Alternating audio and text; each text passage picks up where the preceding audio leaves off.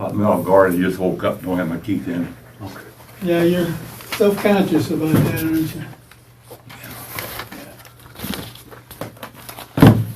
You all right, though?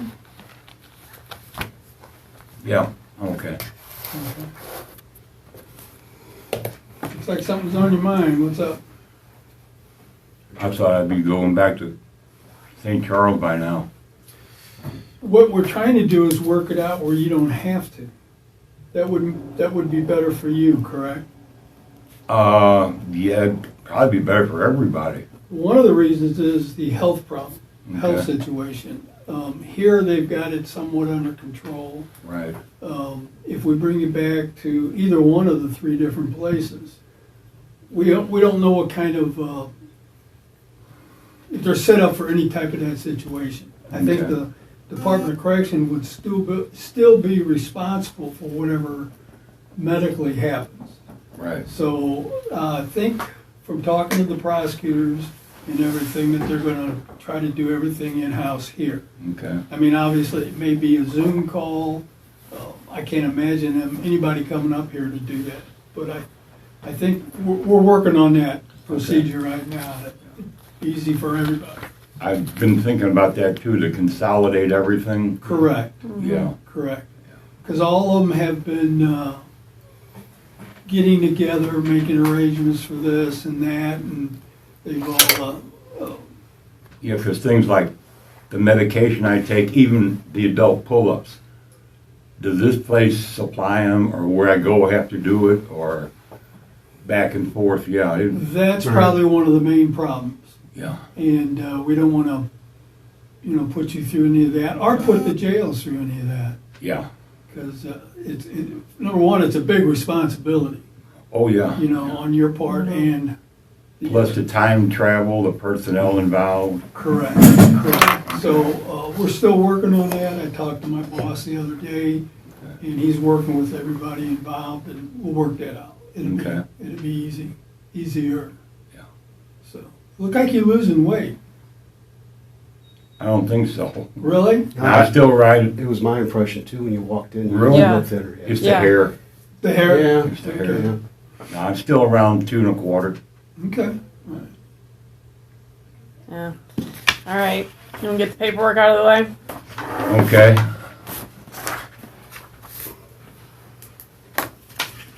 All right. Before we ask any questions, you must understand your rights. You do not have to make a statement or answer any questions. You have the right to remain silent. Anything you say can be used against you in a court of law. You have the right to talk to a lawyer for advice before you are asked any questions and to have the lawyer present with you during questioning. If you cannot afford to hire a lawyer, and if you so desire, one will be appointed for you before any questioning. If you decide to answer questions and or make a statement now, you will have the right to stop answering questions or remain silent at any time.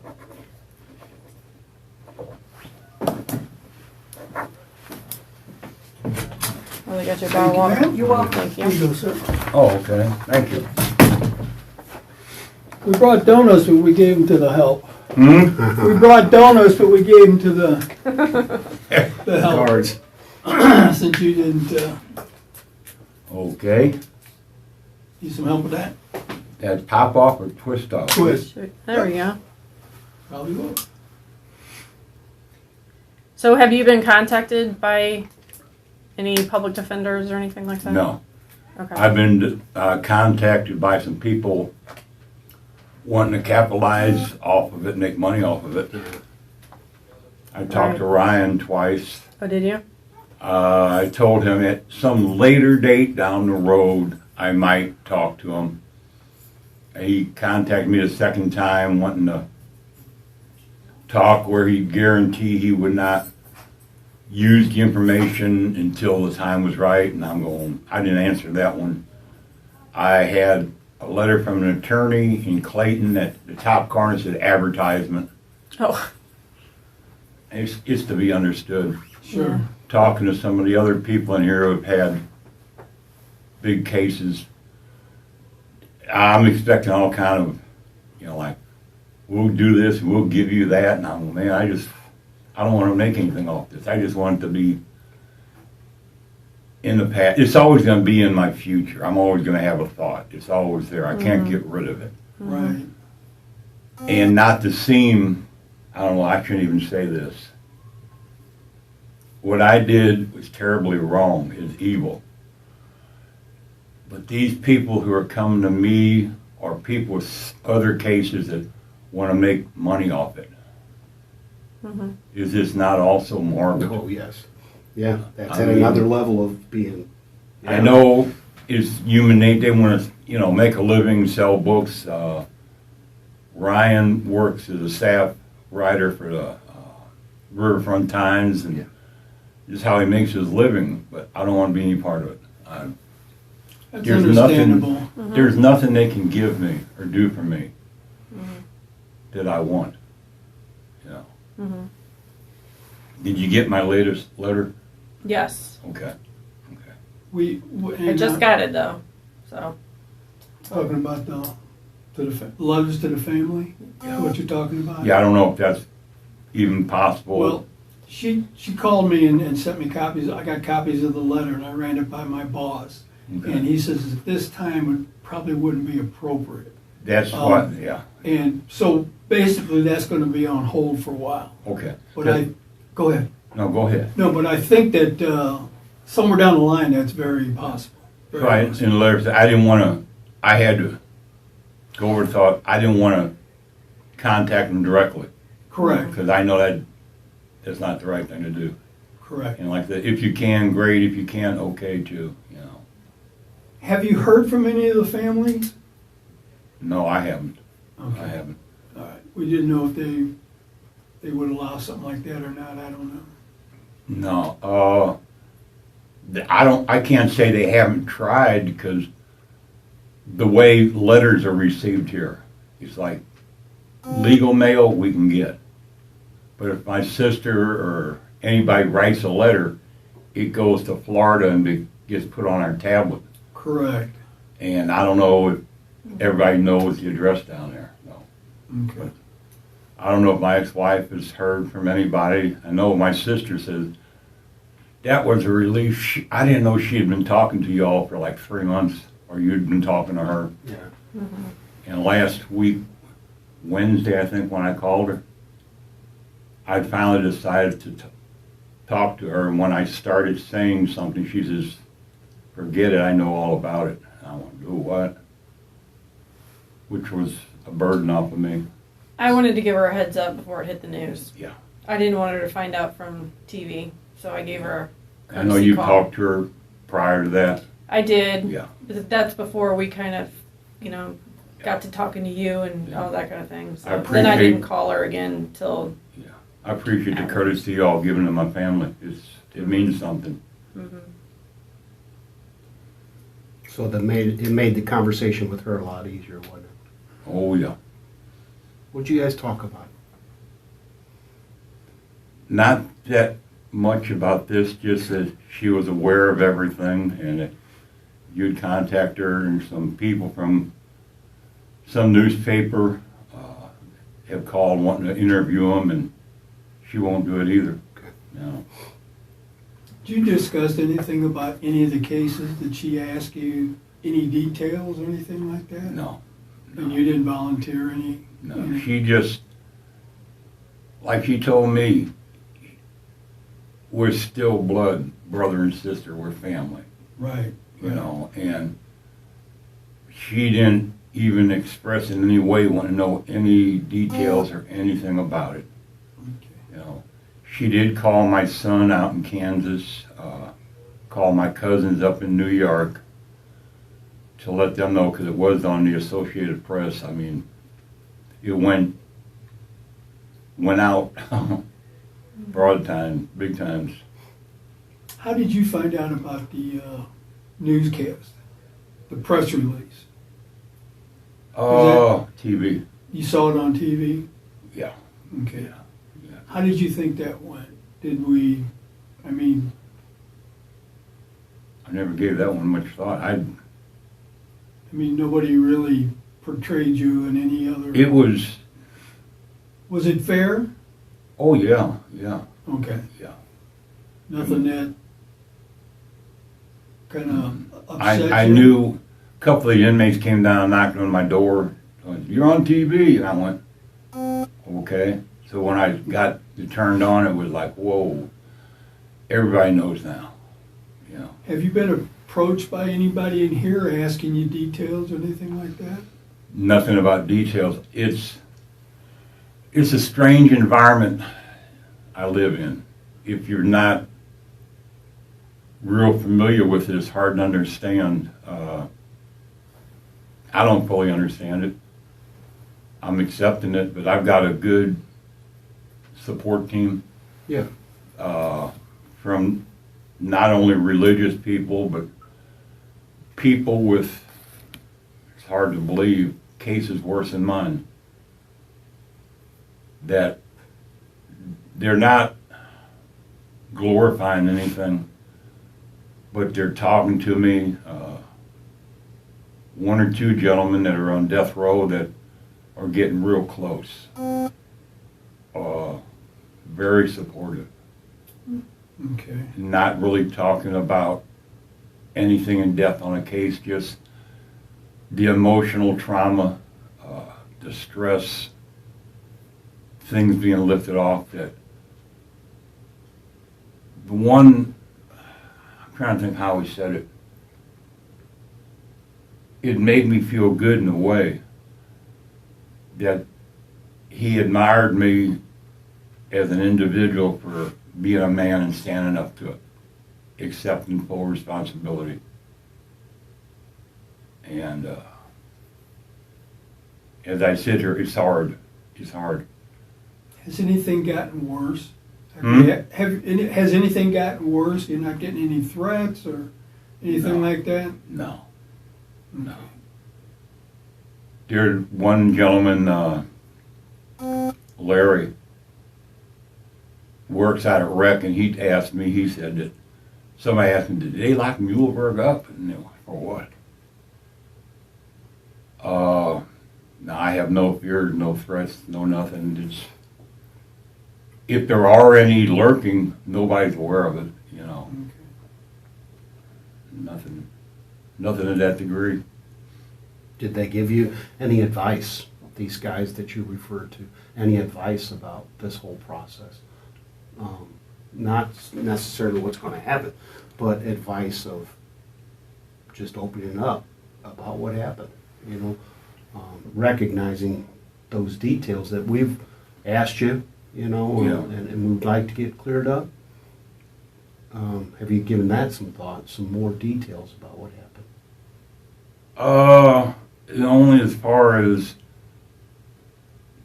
tell the authorities, the people, what they want to know as far as I can, Yeah. you know, They suggest you be totally open. which I have been till now. Sure, sure. Yeah. One of them even said now that everybody's different, like they're saying, oh no, they're going to take me back and hold me and do all this stuff. Nobody knows. Like you said, you're working on something, no guarantees. They said, "But we look for you to have the FBI come down and interview you, to profile you. They don't lie to the FBI. You'll get more time, right? Right. I almost laughed at that. I said, well, I don't plan on lying to anybody. I mean, if the authorities want to ask questions, I will be as honest as I know. Because and this you may not want to hear, but I cannot detail what I did exactly at 12:01 yesterday. I mean, I don't have total recall. I wish I did.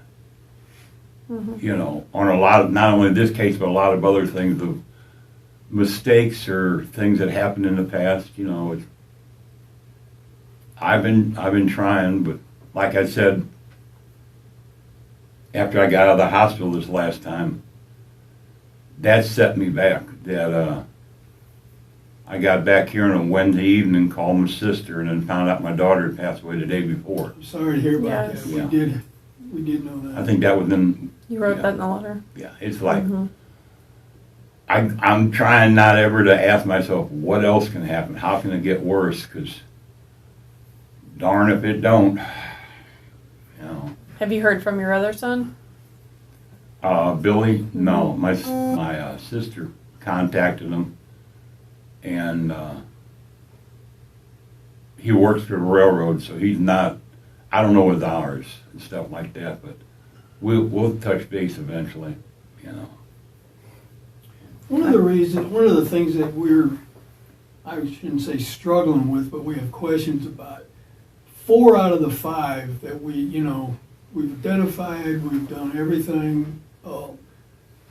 We're having a hell of a time trying to figure out the 5th one. Mm-hmm. We've contacted a medical examiner, we've contacted old detectives, there's a whole lot of people that have been contacted, and we just cannot find the 5th one. And that's one of the main reasons we want to come back up and talk to you again, to see if we can go over. What do you mean find? We don't, Identifier. Yeah. we don't, okay. we don't have her, we Yeah. don't have her identified. Yeah. I can probably the one that was in the barrel. Mm-hmm. Correct. Yeah. See, like I said before, I don't remember who was first and who was last. Correct. Names, they all use street names. Correct. You know, you'd be surprised at some of the nicknames in this place. Do you remember what she looked like? I wish I could, but I figured that she had been at my house the longest in the barrel.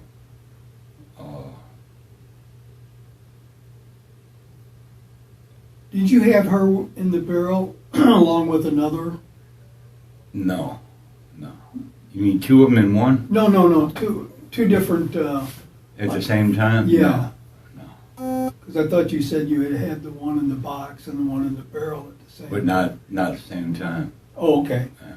You had them back behind your place for a period of time. The young lady in the barrel, I think started out, no, not think, I know, was in a cardboard barrel that we had some clothes stored in the basement that I emptied out. But it wasn't a real stable barrel. Cardboard with like metal rims Yeah. around it? Okay. Yeah. Oh, okay. And then I think the following day I got the metal barrel and put everything in it. Where'd you And- get that barrel?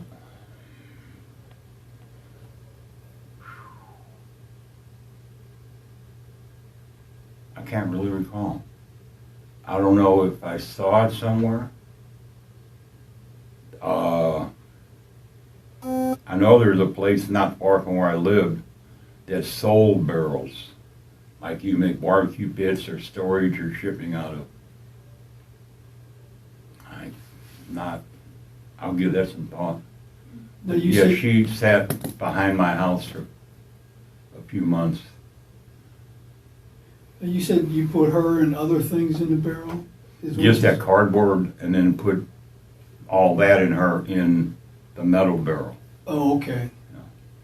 So you didn't have to physically transfer her, your hands on her No. skin. You put the barrel in there. Yeah, it was Cardboard kind of barrel. like the cardboard barrel standing upright and then you just lift it and slip the metal one over it. And it Turn fit. it over. Yeah. Yeah. Okay. Yeah. Seal the lid down? Hmm? And then you seal the lid down? Oh, yeah.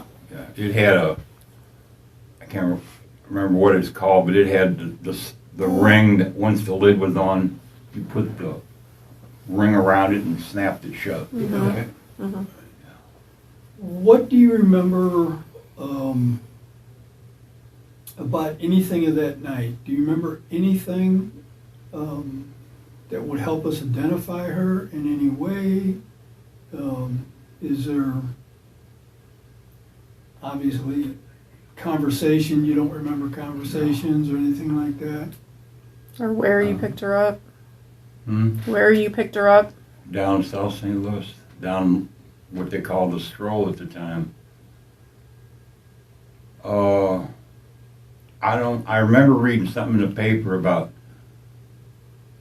somebody trying to make facial recognition out of clay or something to identify somebody and a cross. but I don't know if that was her or somebody else. Hmm. I can't recall. What do you recall about where you put her? Because you had told us a certain area that you put her. It wasn't that far from my home.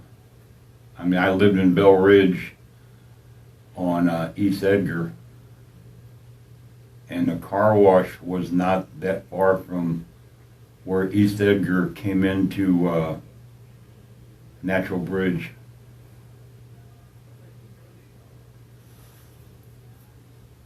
I know I used a van. What time of day was it? Hmm? What time of day? Real late evening or early morning. Do you remember if you washed your vehicle out? Did you wash your vehicle? Did you use the car wash that night for any reason? I probably did. It was in, I think, the winter time. And the van, I washed it off.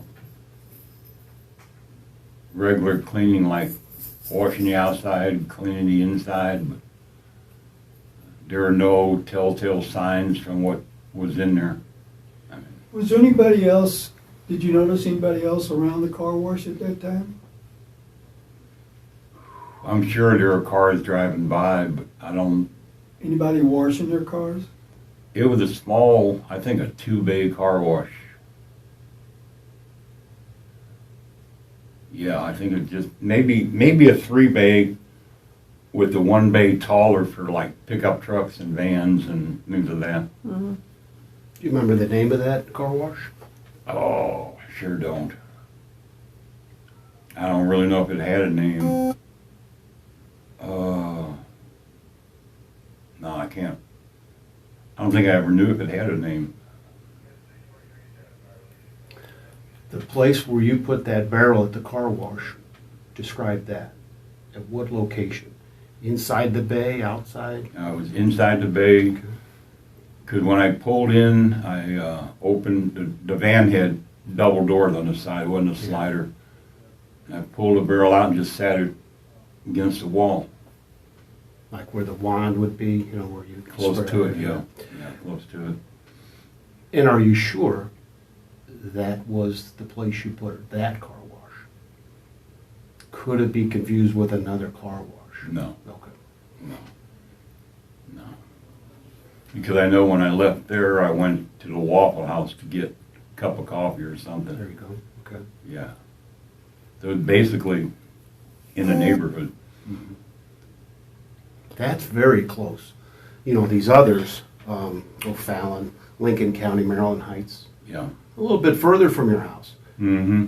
What do you think of, did you think about the risk you were taking so close to your house, disposing of that body? Not really, because it, like Natural Bridge is well traveled, it's not isolated, it's out in the open. Why at that particular time? Was there anything happening with the barrel, odor or seepage or anything that you would say, I think I better do it at this particular time? It just not, I don't know why at that particular time I did it. I mean, why I moved it then and not earlier or later. I mean, Any reason why you would have kept it for 2 or 3 months as opposed to the other ones? not knowing what to do, hesitation.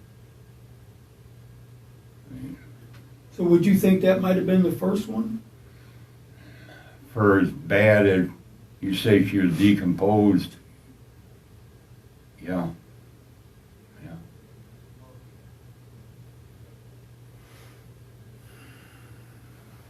When you look at the timeline of when the bodies were found, you know, and the timeline when they were last seen by their friends or acquaintances down on the stroll, when you just look at the timelines, there was, at least 2 occasions that you must have had either on your property or somewhere else two different bodies. Because otherwise, from the time they left to the time they found, they're going to be not stacking up. That's probably a bad term, but they're missing. Mm-hmm. And they're not found yet, so they've got to be somewhere. So was there a time when you had two bodies in some sort of container at your property? That's what, like you asked Earl, Yeah.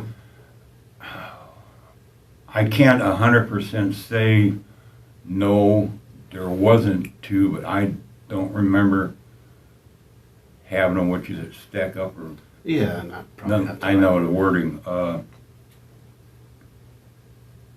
See, I'm not real sure how much time really elapsed between each one or the group of five. Was it over a course of 6 months, 8 months, 2 months? There's, as cold-hearted as it may sound, I did not keep track of things. I mean,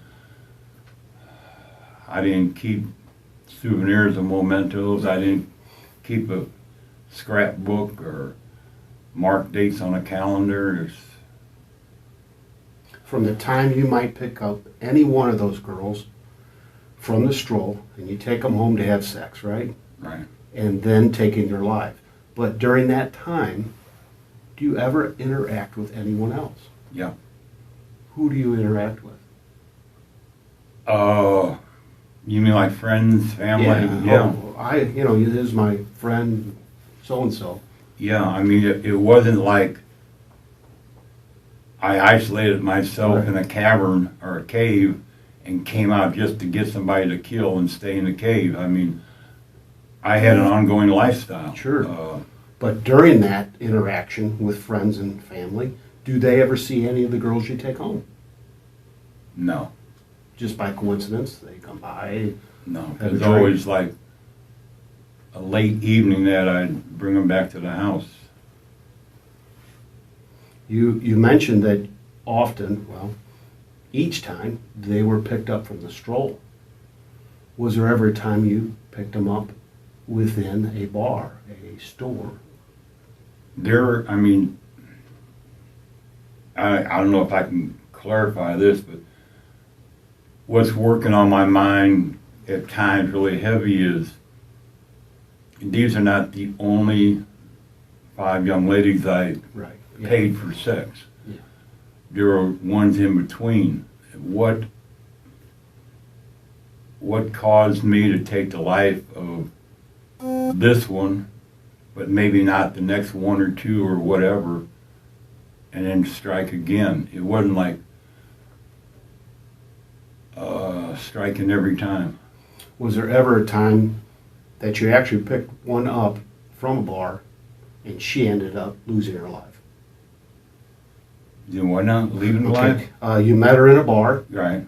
and then you ended up taking her life. Do you remember a scenario like that? Yeah. But generally, yeah. What was the bar?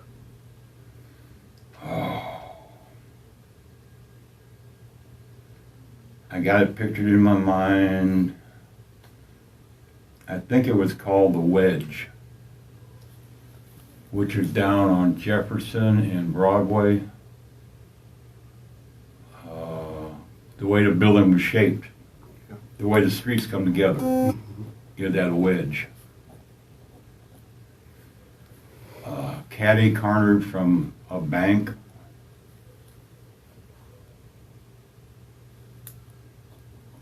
I think that's where I picked the one young lady up. Which young lady was that? Which package was that?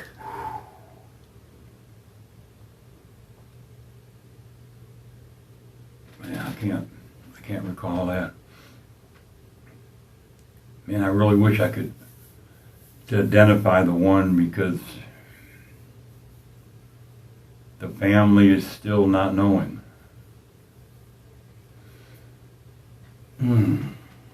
What race was she? Oh, Caucasian. Do you know age? No. How did you kill her? like the other strangled. Right, but some were like ropes, some were hands. How about that one? Oh, see, to me, when I say strangled, it means by some means, my hand, the rope, Yeah. whatever. I mean, not like they weren't shot, No. they weren't stabbed, they weren't sliced and diced, they weren't beaten.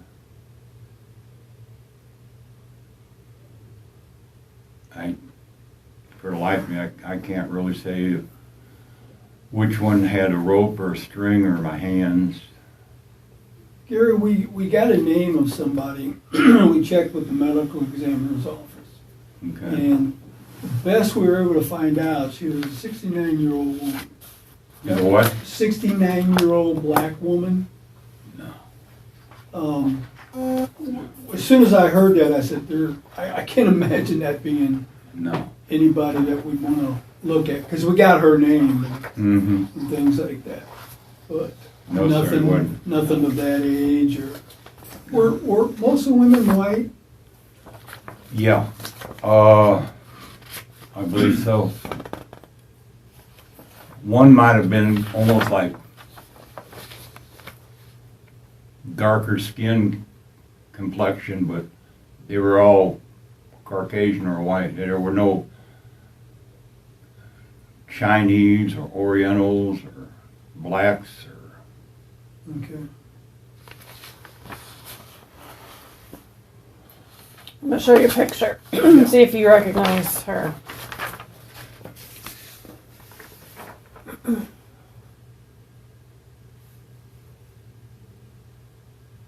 No.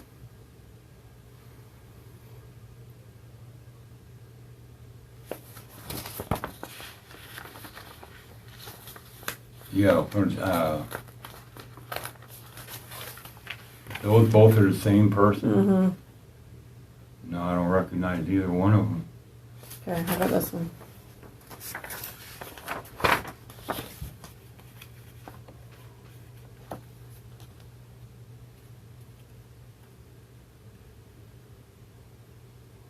No. She was missing from Shrewsbury? Yeah, but she No. hung out in South St. Louis.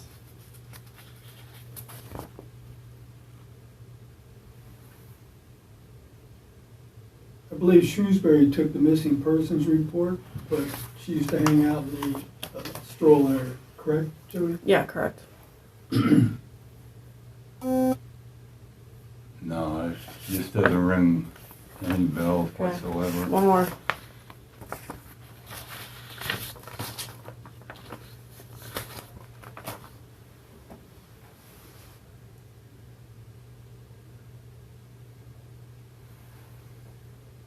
This one looks almost like a girl I used to date.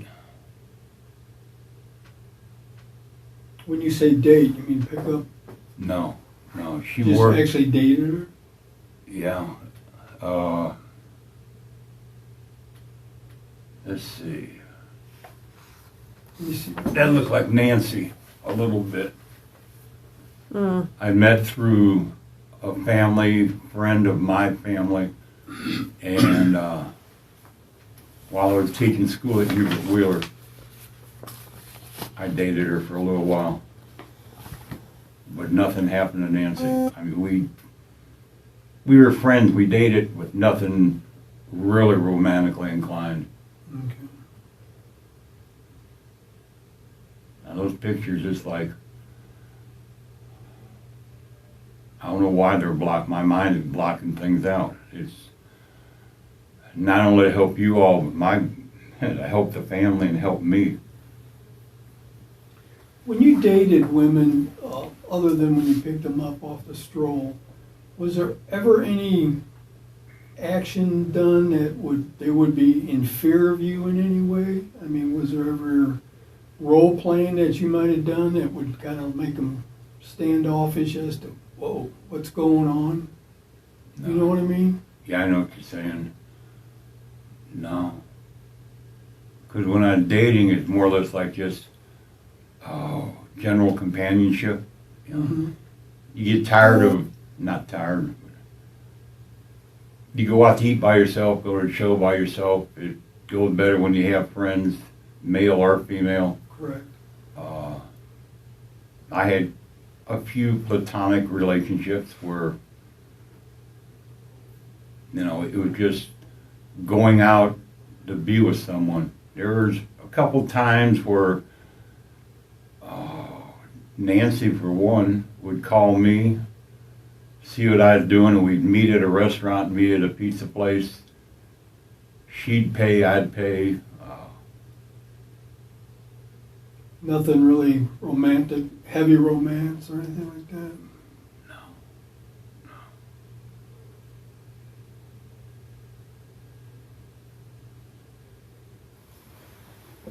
Do you remember, prior to all these girls that lost their lives, do you remember ever forcing someone to have sexual contact with you? Mm-mm. You mean to the point of being raped? Yes. No. I know there's one that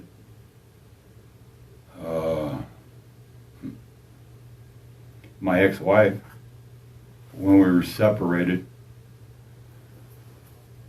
and the thing that kept me from going to jail then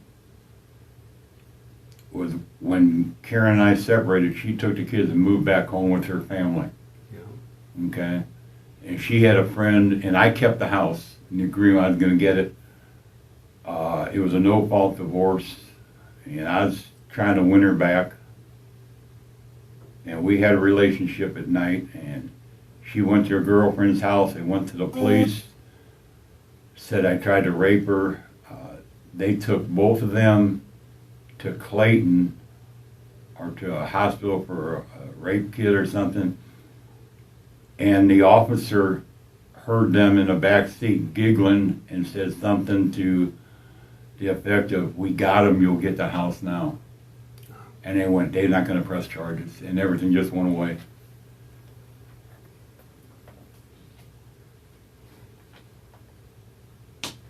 We talked about picking up these girls that lost their lives, having sex with them, right? But you really never satisfied our questions regarding any type of bondage, tying of the hands, Okay. gags. You must have given those questions some thought since we've talked to you. Mm-hmm. What did you come up with? Yeah, I can't say all of them, but might have been a couple of them that were bound, their hands tied behind their back. Why? It's a good question. To keep them from fighting back, or to keep them there while I was doing other things. What do you mean other things? Like go to work or something? Yeah.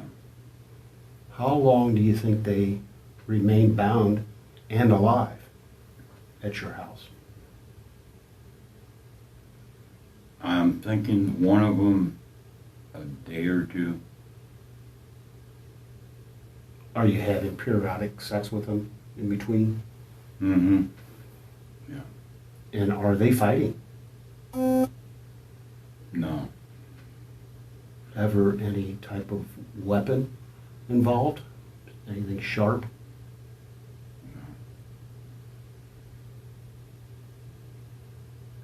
I didn't own any firearms. For one, I couldn't legally. Not ill. And then why the decision to end their life? If you got them there, they're bound, they can't leave, it's a source of sexual contact. Why come to that point where you no longer need them alive? You're asking the same question I've been asking myself time and time again. If they willingly went to my house, I paid them. Yeah. Why did some of them I take home, take back? Unfortunately, 5 of them I didn't. Why or what provoked that type of behavior? I mean, I don't know. Do you recall when you're talking about the one that you may have had there for 1 or 2 days, do you remember what type of packaging you used on her, which one that would have been? No. I mean, that may come to mind in time, but I'm trying my best to remember everything, And we appreciate that. even if I don't divulge it. I know you all need as much. You need the whole scenario. Yeah. Not as much as me. Is there anything that you wouldn't divulge to us? Is there anything that comes to mind that you just don't want to tell them that? No. How can it be any worse? It's like, Right. It's out there now. oh yeah, Yeah. way out there. Well, believe it or not, sometimes when we sit down to talk to people, even though they divulge what they did, there's always these details. For instance, you're just now saying they were left bound and kept for a little while. Sometimes it's just, some people are embarrassed, even though what they did was this thing, not good, but still they hang on to that one thing that, I'm Yeah. kind of embarrassed about that. Is there anything like that? So for instance, was the act of binding them, gagging them, keeping them part of the sexual arousal? It might have been.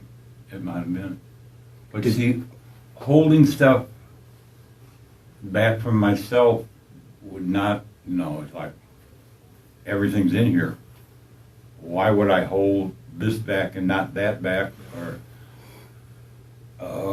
admit to myself one thing and not the other, because nobody would know about it but me.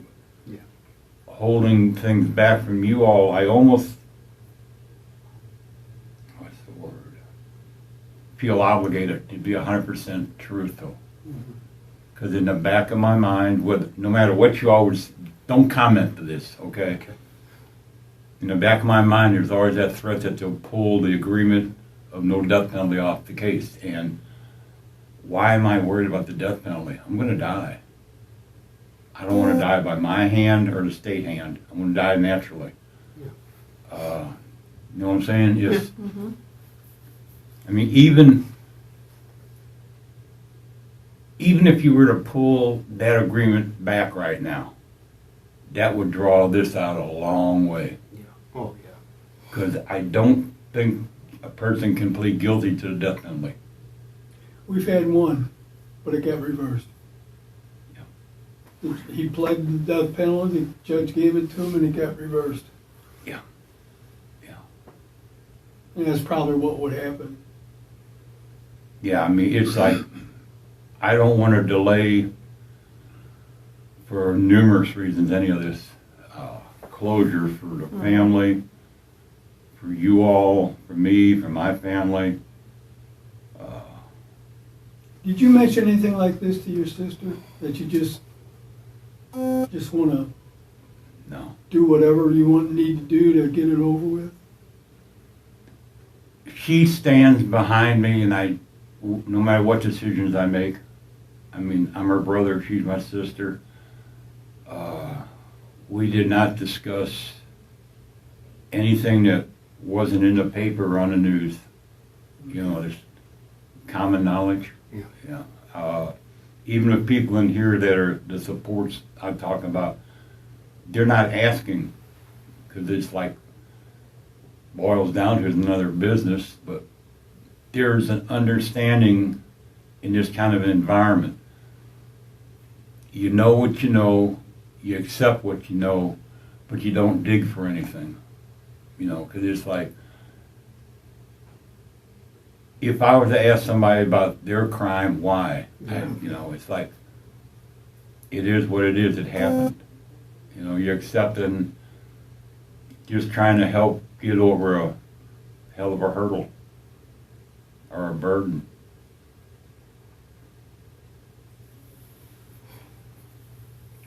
So I know you said you couldn't remember time as far as this last one that's not identified. Mm-hmm. Can you put more thought into that? Because I just feel like, Yes, ma'am. you know what I mean? I just feel like we could probably pinpoint a certain time of when those occurred compared to the other ones. Yeah, because, oh, man. Her family's got a right to know if that's her or not. Or some family, if she has a family. Right, and I'm getting quite a few phone calls from families saying, I'm do you sure. think it's my mom? Do you think it's my aunt? Do you think, you Yeah. know? Yeah, I can understand that. Yeah. Yeah, I will give that a lot of thought. Because she don't have anybody come put flowers on her grave. Sure. She's a John Doe or a Jane Doe or whatever.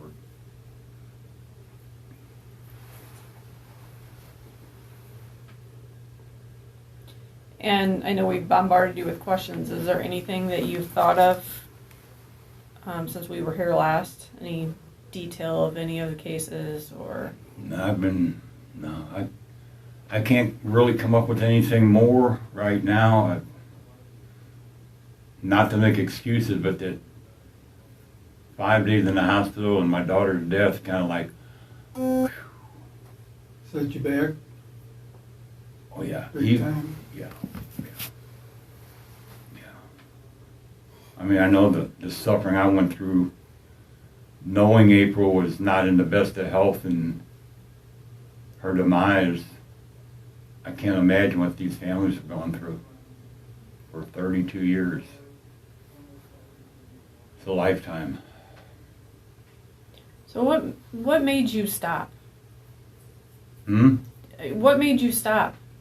That's what I've been. I've been given a lot of thoughts to different scenarios, categories, like dating in high school, dating in college, dating when I got out, being married, divorced. What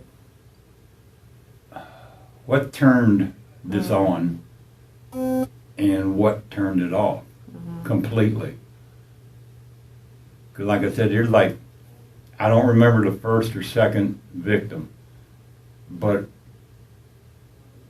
what caused me not to do things in between or to do things? I mean, you know what I'm saying? It's like, why did I start with number 1 and quit with number 5? Why didn't I quit with number 3?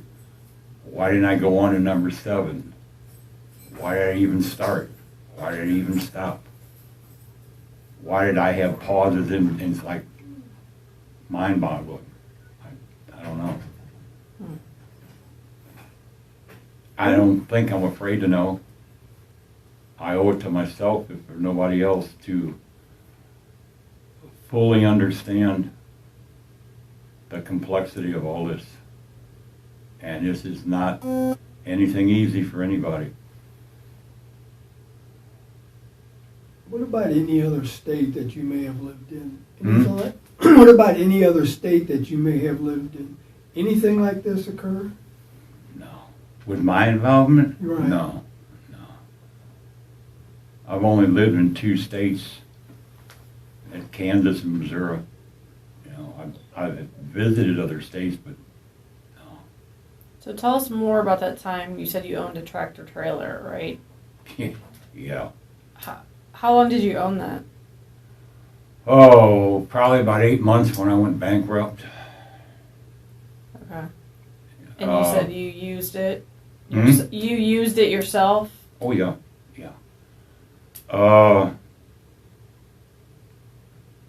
When I was teaching at Hubert Wheeler, I drove a bus part-time because I wasn't a full-time teacher. I was a part-time sub. And to supplement my income, I drove a school bus before and after to the school. And through the bus garage, I met a couple other bus drivers. We talked. And get to the chase, we decided to buy a tractor trailer for the summertime. And we bought it from over in East St. Louis by the stockyards. It was a good used truck. I mean, it was good and used. And it had a lot of problems up front. Like within the first 3 months, the engine blew, the radiator went out, so we weren't on the road.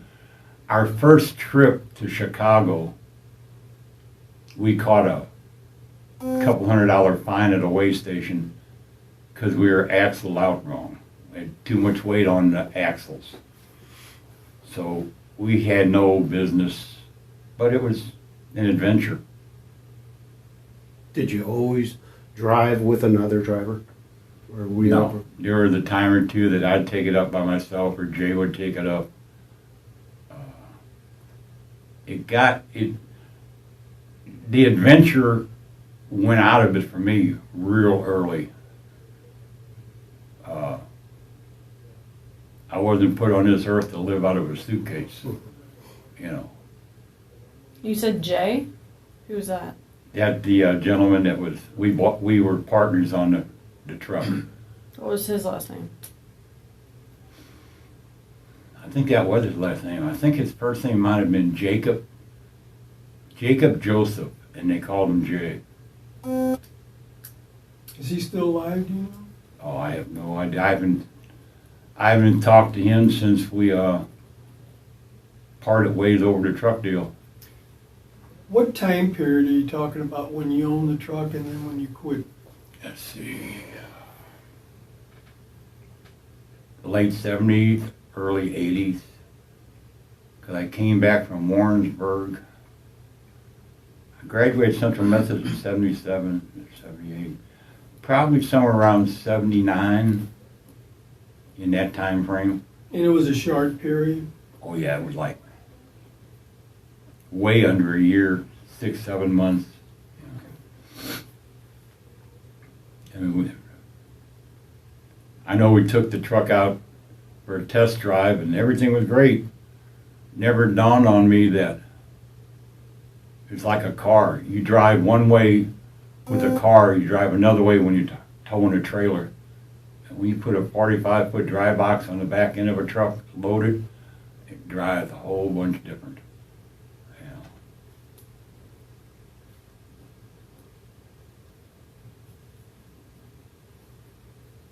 Did you ever drive any other trucks?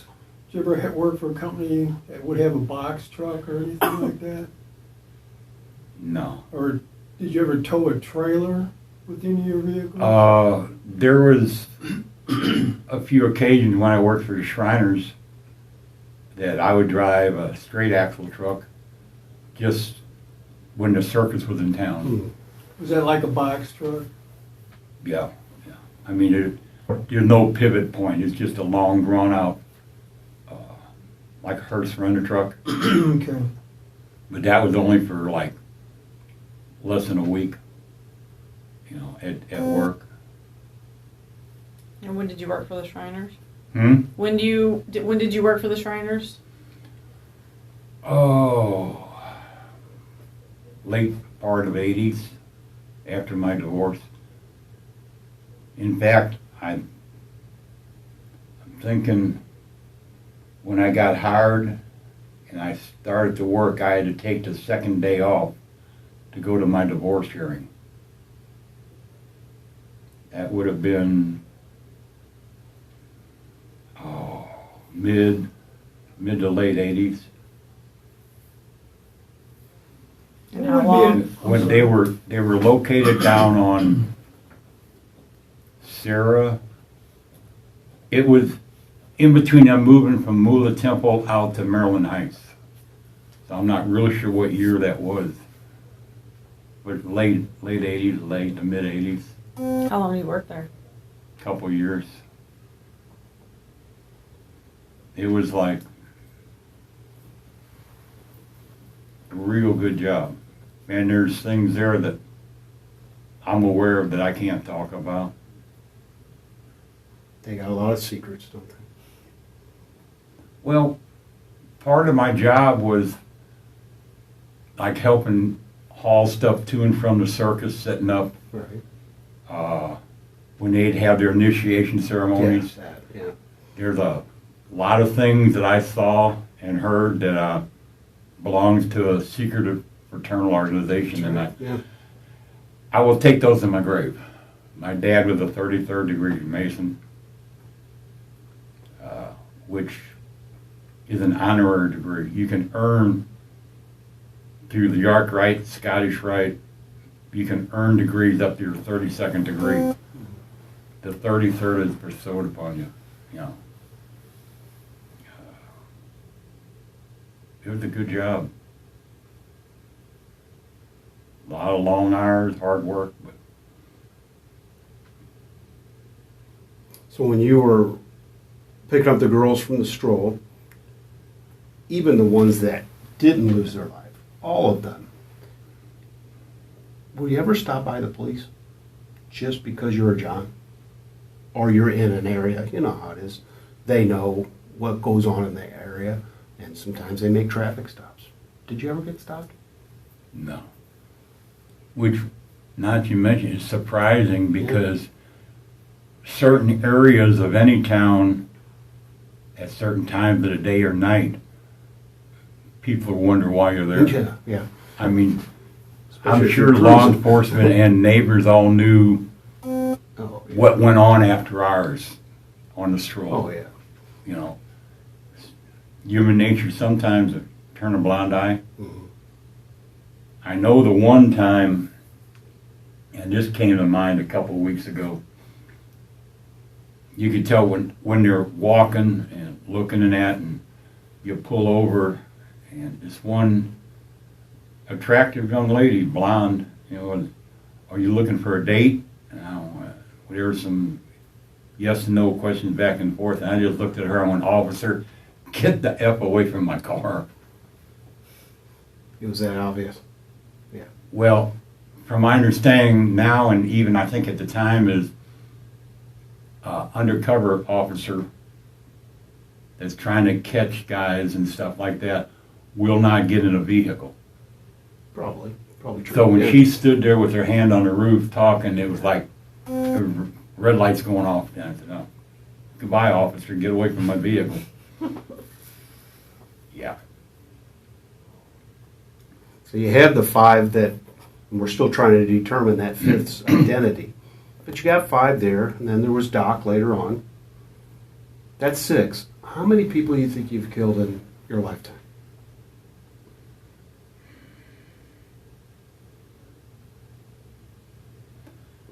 I don't really know how to answer that question because directly or indirectly. And this is what I say is I'd say like, directly, yeah. I was a Marine. Yeah. So directly, yeah.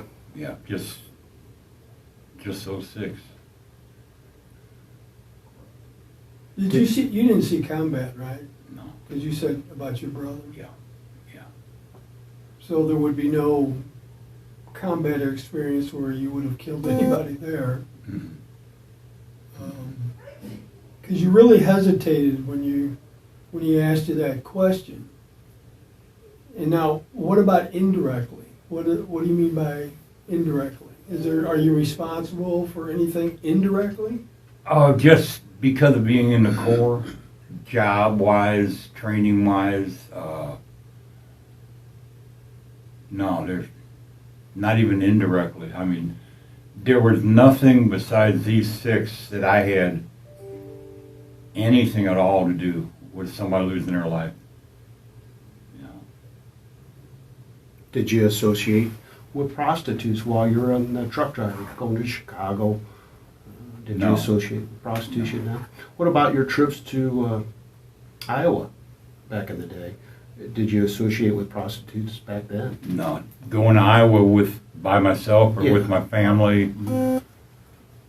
No, to visit sis and her family up there. You'd be like, one of the first trips I went up to see Cheryl and Jay, I had my mom, my grandmother, and the family dog in the back seat. Yeah, so You know, not the time or place, right? no. And things like that trip stick out now. At the time it was serious, but it was humorous afterwards. I'm driving down a highway and the weather's a little chilly and the grandmother's in the front seat. Thermos of coffee. Yeah. And she opens the thermos near the front window. Instant fog.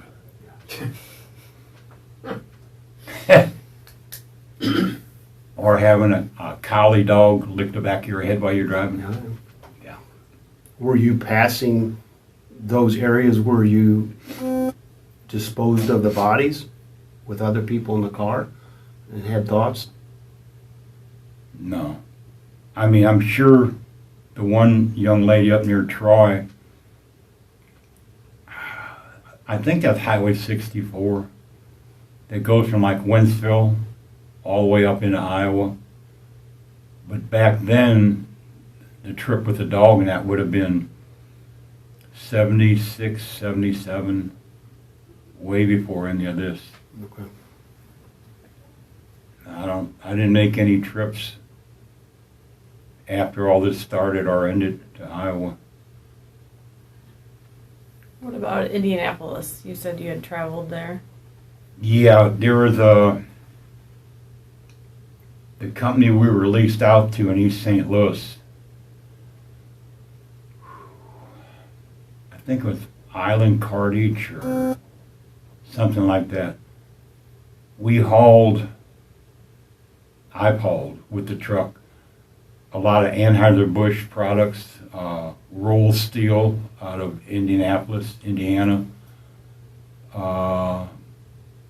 food products out of Milstead, Illinois, Golden Dip, I think the name of the company was.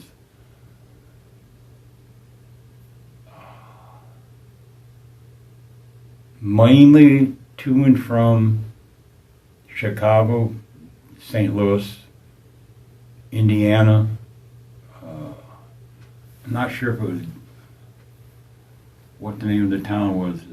It was cold rolled steel on pallets.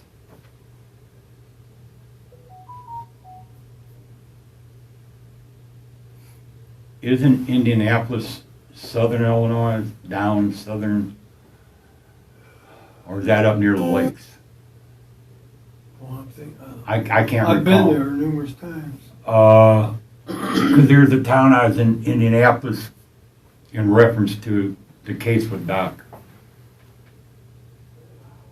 When I had called my boss, Chuck, and he said the police wanted to talk to me. I called him and I came back to the police department to talk to him. I can't recall the name of the town in Indianapolis I was in. I was visiting some friends.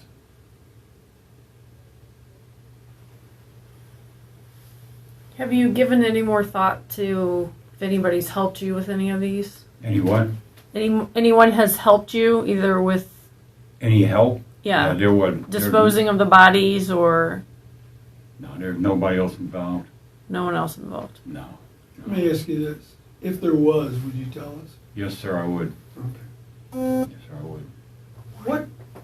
What started you on your adventure to start picking up people off the stroll, women off the stroll? I mean, because you were actively dating, right? Well, yeah. So what was the necessity to start using the women off the stroll? That's a good question. I don't. Was there anything that happened in your life that rejection from a girlfriend or? No, because it's like I had all kind of friends that we did all different kind of things with. Hell,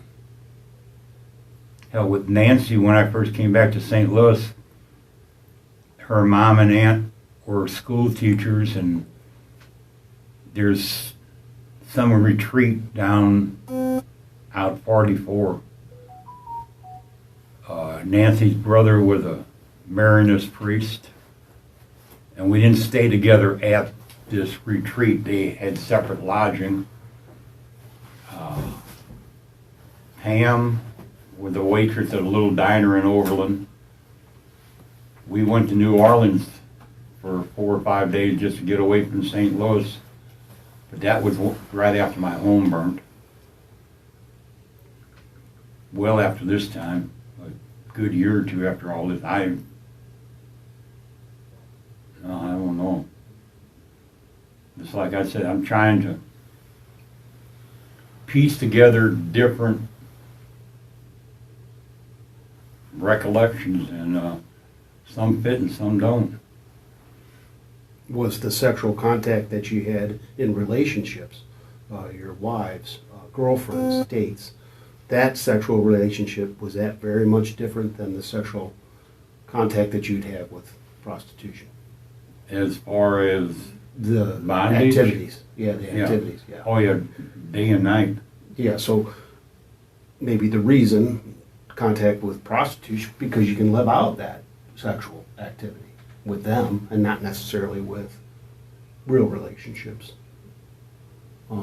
Yeah. Especially the yeah. bondage. Yeah. Was there bondage in regular relationship? No. Not part of it. No. But with prostitutes there was. Is that something you had to pay extra for, the bondage with the prostitutes, or was that all forced?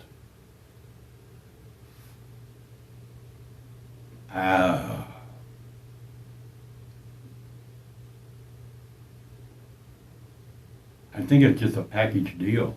I mean, I don't think there's any extra. Maybe there was. I don't remember right now. And each time, we asked you this before, but each time did you have these things that you would need, like rope, or other types of bondage? Did you have those ready before you brought them home? I'd have to say no, but don't hold me to it. I mean, being in construction and homeowner, you have certain things wrong all the time. Yeah. You know,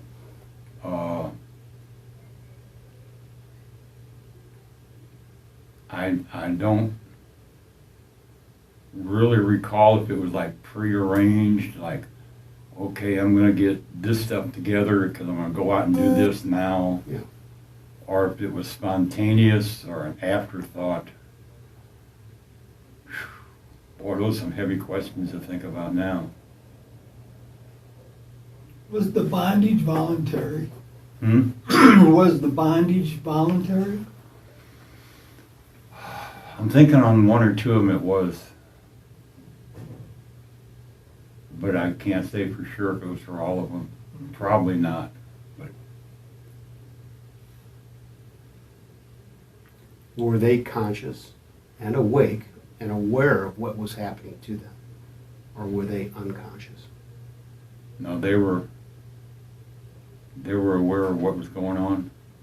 What was the words exchanged? Oh, yeah, Some natural things that people are aware of what's happening to them Mhm. would be, what? Where they go? I'm thinking there might have been one of them that after the sexual act happened made a comment about, can you untie me now? And I says, no, it'll come later. Or something to that degree. Boy, some of this hurts.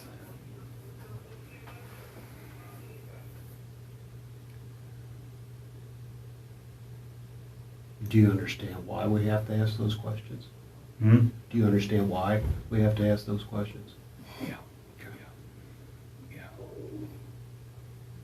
Because I don't know if y'all need to or want to or have to, but you gotta get to the bottom of everything, whether it's significant, well, it's all significant if it had to do with a crime, but needed all the information. Yeah, and sometimes when we get these little things, and frankly, some things are irrelevant, but when we get those things and you start thinking, well, then remember the connections in the brain start making connections to things we really need. Mm-hmm. And what we really need is the identity of that fifth girl. I know. And maybe something that you recall. Would unlock that door. Oh, yeah. It could lead us to a place where we can check, hey, did you have some deceased body in a barrel? You know, so far we're not there yet. Oh, I fully understand that. Yeah. Yeah, I'm not just saying I wish I could, because I've opened up the doors on 4 of them. Maybe not 100%, but they're open. Yeah. That fifth one, the one in the barrel, that's, as far as identity goes, that's still a closed situation. And I did ask you this in the beginning of today's conversation. Are you sure it was that car wash? Are you sure it was that car wash? Yeah, I am. Nothing spooked you and made you move on to another location or anything? No, because that's the car wash I normally use. Yeah, okay. Because close proximity to my home. Did you have a picture? The car wash? I brought them. Yeah. You don't want some? Yeah. All right, so I prepared a couple pictures of car washes. And really this is to try to help you recollect.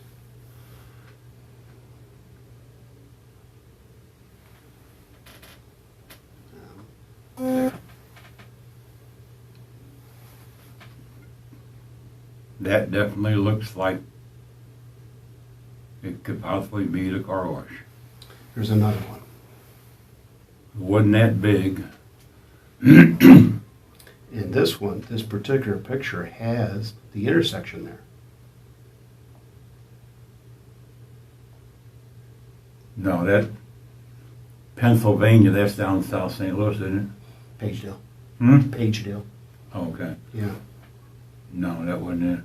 Okay. The other one, the red one. Yeah, you got a scrap piece of paper? Maybe this will help, maybe it won't. Okay, let's see. If this is the inner belt, okay, and this is Natural Bridge, there's a blacktop road that comes off of here, down and around to get to East Edgar. Where this comes out on Natural Bridge, headed west, there's a mortuary up here, or was at the time. It's still there, yeah. The car wash sat right here, not that far down from a White Castle. I'm thinking it was a 2 or 3 bay car wash, and there's a small shopping center up here that they faced each other this way. It didn't run horizontal to the road. It was like in between. But yeah, it was not that far from the inner belt. That girl in the barrel, did she have bondage on her? Right offhand, I can't recall. Gary, can we have that, Yeah, please? yeah. It looks like I learned how to draw in kindergarten.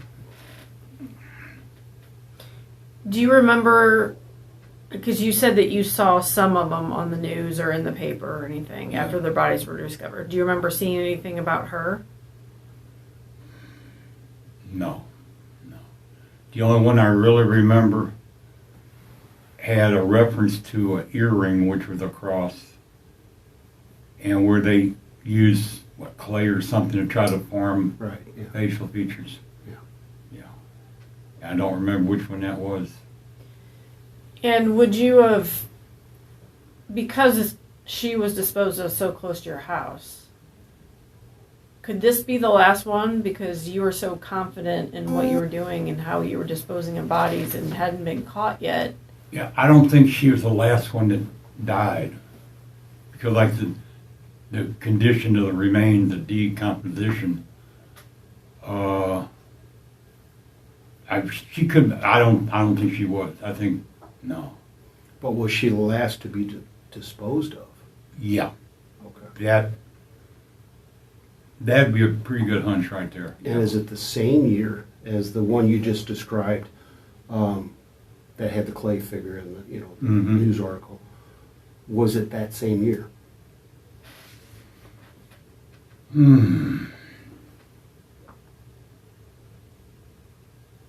It might have been. And this might help you. You mentioned last time we were here about the box. The young lady that you was in the That's dresser thought in the that box. just came to my mind because you said something about she had decomposed a little bit.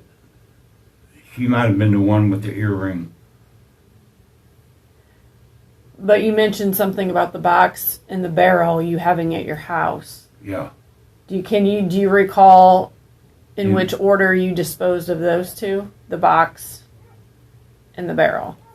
I'm almost sure I disposed of the barrel last. Okay. I'm almost sure. The box.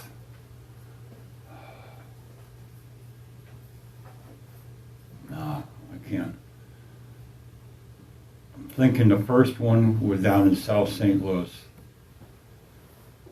But I'm not 100% sure on that. And you thought maybe the barrel, it was winter time? Yeah. Yeah. So you frequented that area, you know how it's divided in that area. You got to drive past it, you got to drive another westbound, you got to go on the other side of it. After you drop the barrel off, do you remember just in normal routines looking, is the barrel still there? I probably did, but didn't pay a lot of attention.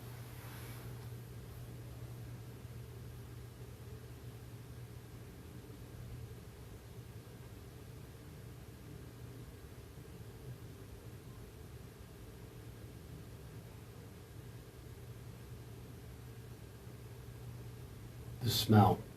I know we've talked about it, but these decomposed bodies, including Doc, they, I've been around a lot of homicide scenes. It gets pretty darn smelly. You don't remember having that as a nuisance to yourself? I'm thinking the one with the box Yeah. in the van, I had to have all the windows open because there was not a real strong but an unpleasant odor. And could you smell them when they were being stored at the house? Yeah, if like the barrel is stored outside, Yeah. how far does the aroma or the odor permeate into the air? And how long does it keep, how long does it keep smelling before it dissipates? Did anyone of your associates or family that happened to visit ever comment to you, hey, what's that smell? No. Which would be, that would make me nervous if someone asked that question. Yeah, I don't think I had many people, family or friends, up to the house during this time frame Okay. while the barrel or the box was there. Or if it was in the winter time and like the barrel, if it's sealed, would there be an odor coming out of it? It was that particular one. That's pretty good seal. Yeah, you're right. Yeah, Others weren't such a great, yeah. So you started to talk about the box and the van and the smell. Mm-hmm. Did you do anything to cover up that smell? No, just the box was left on I-70 out in, would that in St. Charles County? O'Fallon area? Okay. I don't know if I had the intention of driving farther away, or if the aroma was just like overcoming, so I left her where I did when I did.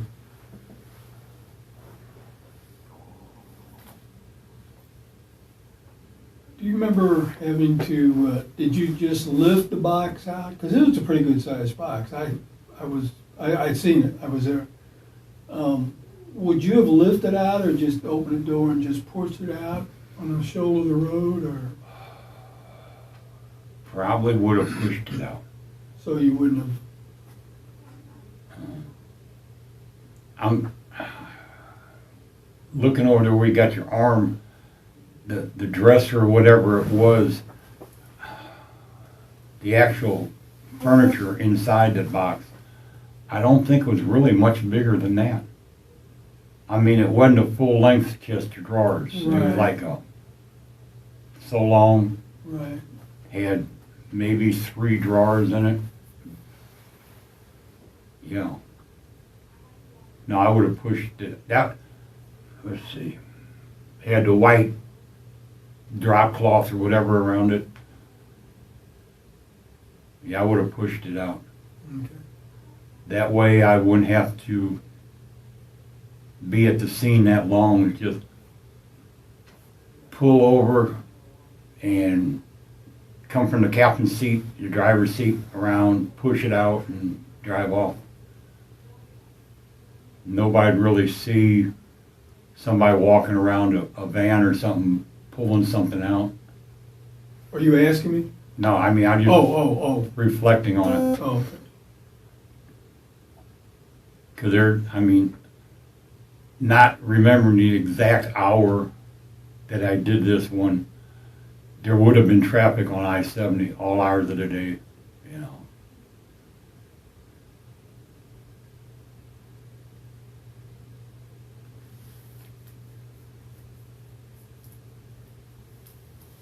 So I drove by where your house. Hmm? I drove by East Edgar where your house used to be. Yeah.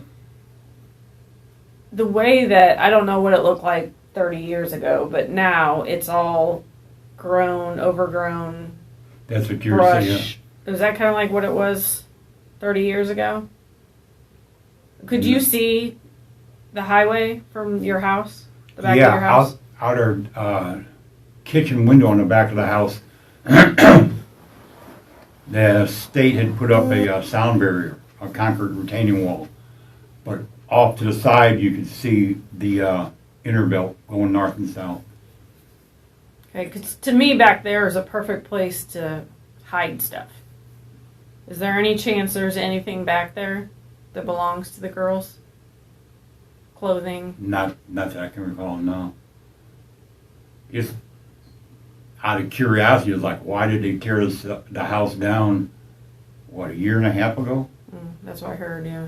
Yeah, No, I don't know. I don't know if anybody lived in it or they couldn't, because it wasn't completely rebuilt when I was arrested. It was still under construction.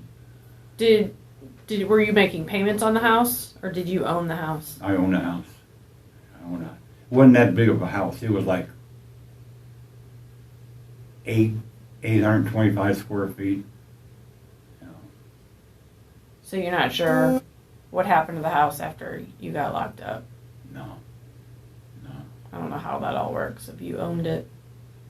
Did the family take part in trying to claim any of that, or Oh, sell the lot? I or- think it got the state or the county or somebody put a lien on it so it couldn't be sold.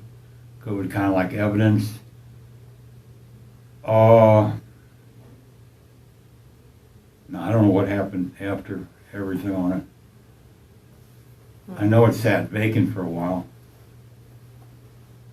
At least for the 3 years I was in the county jail, it was like, it might have been auctioned off at a sheriff's sale or something. Not really sure on that one. But nobody in the family got any proceeds from it that you know of? Oh, Or did the bank repo it? no, the bank couldn't repo it if it was paid for. Oh, it's paid for. Yeah. I'm thinking there was something that when they went to sell it, we had borrowed $5,000 from my family for a down payment. There was something about them getting that money back, either from the buyer or when it's sold or whatever. Because they had a family type lien on it, you know, where we owed the money, or I owed the money.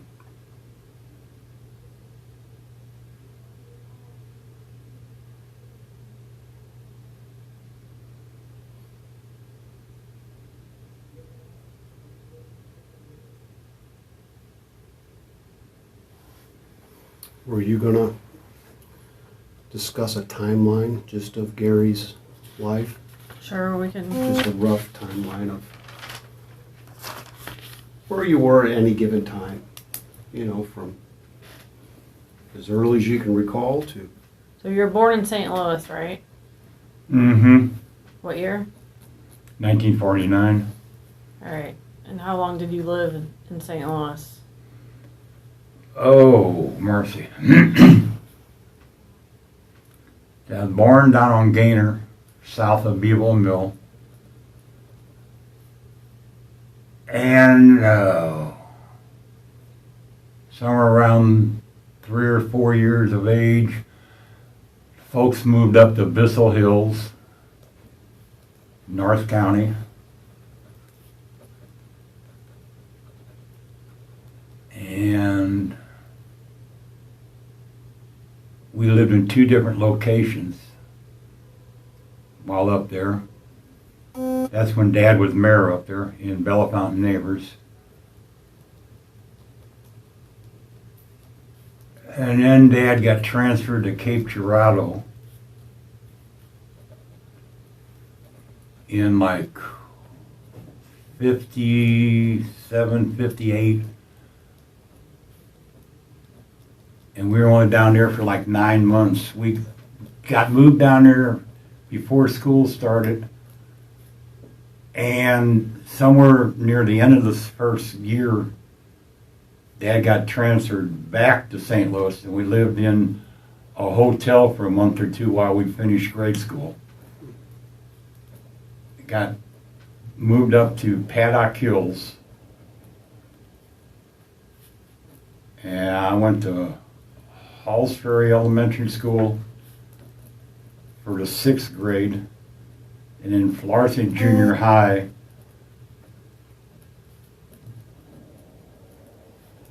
And the same thing, the house sold. We lived in a motel, or an apartment complex rather, excuse me. The last semester or 2 of my 9th year at the junior high. Then Dad got transferred to Jeff City, and the first semester of my senior year, Dad got transferred to Salina, Kansas. So I finished my senior year in Salina. Then I went into service in 68, got out in 69. Am I talking too fast? Nope, you're good. Oh, you got it on recording Yeah. too. Yeah. Yeah, okay, never mind. Let's see. And lived in Salina again in 69 for a while.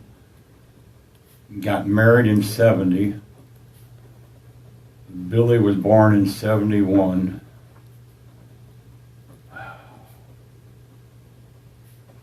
Then I caught a case out there for robbery in 72. And I came back to Missouri to Central Methodist in June of 75. So, how long did you do time in Kansas? 32 months. And was it only one case that you caught there? Yeah, I was convicted of a robbery charge. Okay, didn't you get out? Wasn't there another charge after you got Yeah, out? there was. Yeah, there was.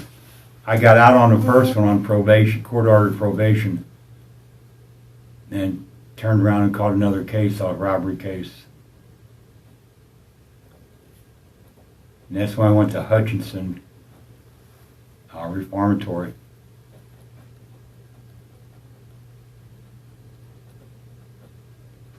Then I came back to Missouri in 77 or I graduated. I came back in 75. Graduated from Central Methodist up in Fayette, What year? 77. Okay. I So you went moved back to St. Louis first? only for 5 days after I got out of Hutchinson. Okay. Because I started Central in summertime, and I had 5 days in between, so I came back to St. Louis to get clothes, a car, before I started on to college. So you graduated in 77 from Yeah. Central Methodist. Okay. Then I went to Warrensburg for grad school, but I dropped out the first semester and came back to St. Louis. What were you going to get your graduate degree in? Hmm? What were you going to get your graduate degree in? Childhood learning disabilities. And when I came back after that, I lived with my mom for a while. And her next door neighbor, oh man, Mike, and I can't think of the last name right now, but he was a recruiter for Missouri Baptist. She taught at Hubert Wheeler. And I babysat a couple times for him and went to work as a teacher's aide and a substitute teacher at Hubert Wheeler. How long were you there? Oh, a little over a semester before Jay and I bought the truck. That would have been 79, 78, latter part of 78.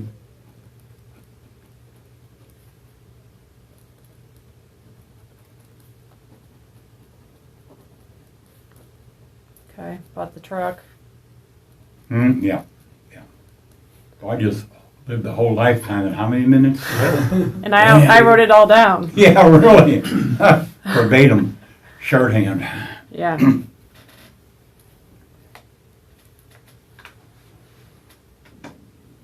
That's a curious question. If it's on a tape recorder where you could have a stenographer, why are you writing it down? Because she would yell at me if I made her do that. I have to go back and watch it and type my Oh, report. she's never yelled at you before? Oh yeah, but I try to keep her on my good side. So Yeah. Okay. if I made her do all these interviews, ugh.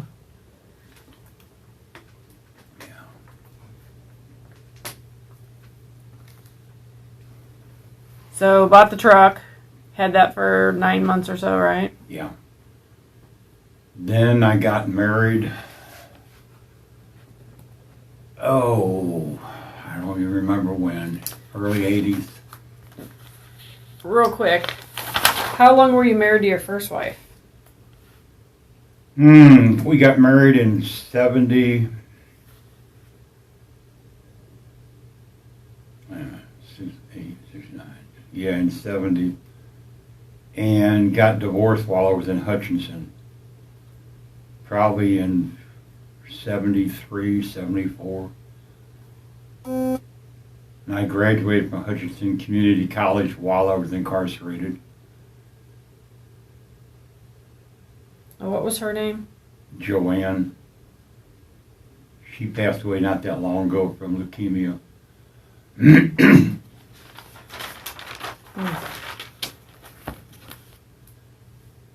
Okay, then you married Karen. Yeah. Do you recall what year that was? No. Early 80s maybe. I mean, I got dates written down on calendars where when the kids were born to remember birthdays and stuff, but We were probably married about 4 or 5 years when we separated, got a divorce.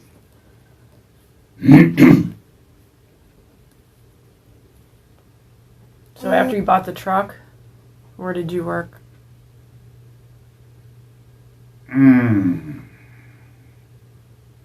Teaching school with a truck. Probably carpentry, construction. Did you work for anyone particular at that time? Yeah, when Karen and I were still married, when we bought our home up in Bell Ridge, I went to work for Sherrick Enterprise. It was owned by Chuck Nichols. And he lived in Maryland Heights. And he got the name of the company from him and his son's name. His was Chuck, his son's name was Eric. They came up with Sherrick Enterprise.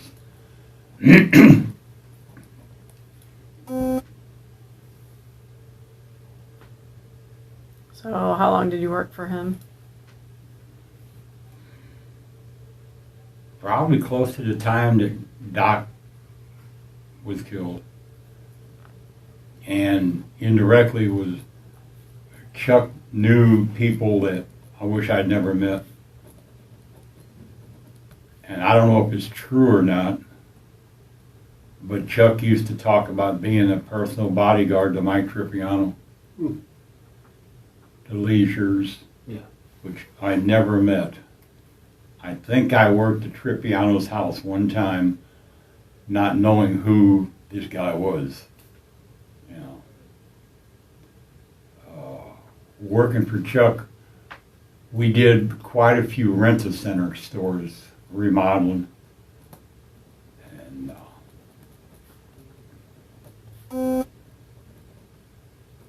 Were those all in the St. Louis area? no. Or did you travel? I know we remodeled a rent-a-center down in New Orleans, and that's when he flew down with his pilot in a plane to bring me back and gave me my own crew. And I remodeled a rent-a-center in Farmington, Gary, Indiana. Nice No, place. not Gary, Louisville, the racetrack. Louisville. And Des Moines, Iowa. And then there was like 1 or 2 in St. Louis we did. On top of commercial buildings. There was a liquor store up on Chambers Road. We remodeled. Out at Lamp and Lantern Shopping Center out in Chesterfield, I believe. It was a bar, Shoes Bar and Grill, and we remodeled it into a office complex. And probably some jobs in between, like private homes and stuff. So when you traveled to these other locations, how long would you be in town for? New Orleans, probably an average of a week, week and a half. And it was pure, I remember telling one guy on the crew, especially in the New Orleans job, they like to go out at night. I mean, I'm down here to work, make money, get back to my family. You know, same as in Louisville. I rented a motel for me and one helper I took along. But we ended up the last 3 or 4 nights. It took a little longer than normal, so we stayed at the rent-a-center, and that's boring as hell. When you sleep in the back and you get up and your job's right there. I mean, there's no parking lot to walk across, there's no town to drive across, you know. But it averaged a week, week and a half out of town.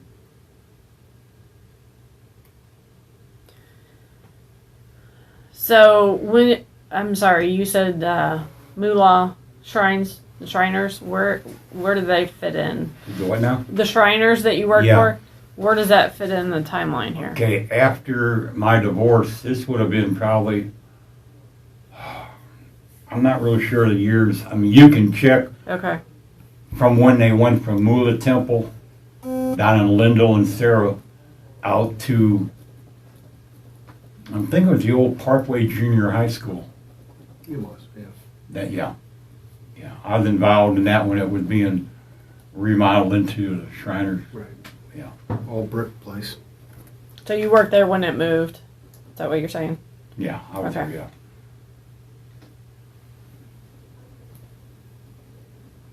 And then I believe in one of the interviews you said that you worked for was it refrigeration type place? Yeah, Husman Refrigeration. Okay. That would have been, let's see, I was married right after we bought our house up in Bell Ridge. I worked for Chuck, and work got slow, and I got hired on at Husman on the graveyard shift. What did you do there? Brake press operator.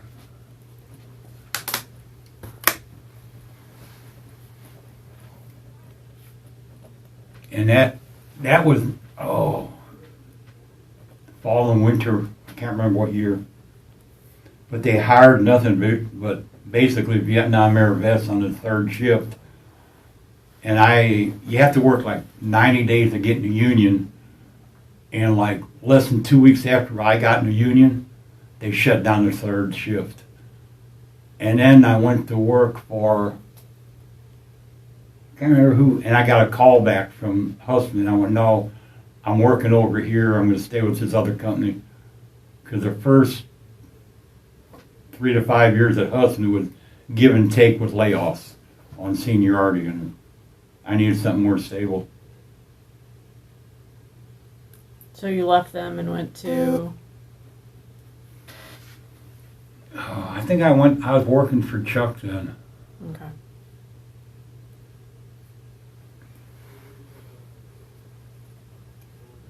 Any places we forget about, or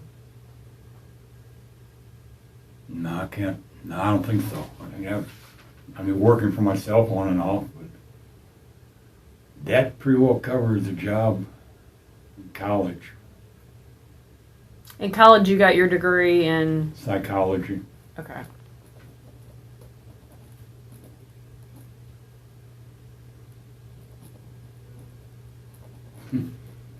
Yeah. Study of the human behavior and the human mind, and look where I sit. I must have missed the course of doing right. Did you get any tattoos over the years? Hmm? Did you get any tattoos over the years? None? No, came close to getting the bulldog, Or did you? but no, I have no body art on me.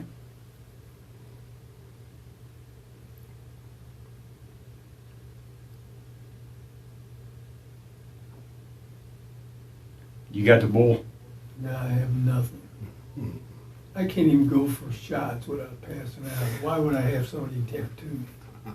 I think that was my sentiment at the time, because I went with a couple of buddies when now, there's no way in hell. I did too. And watching this on TV, no. I had a fear of going to the dentist getting a shot of Novocaine. I do not like needles. Me neither.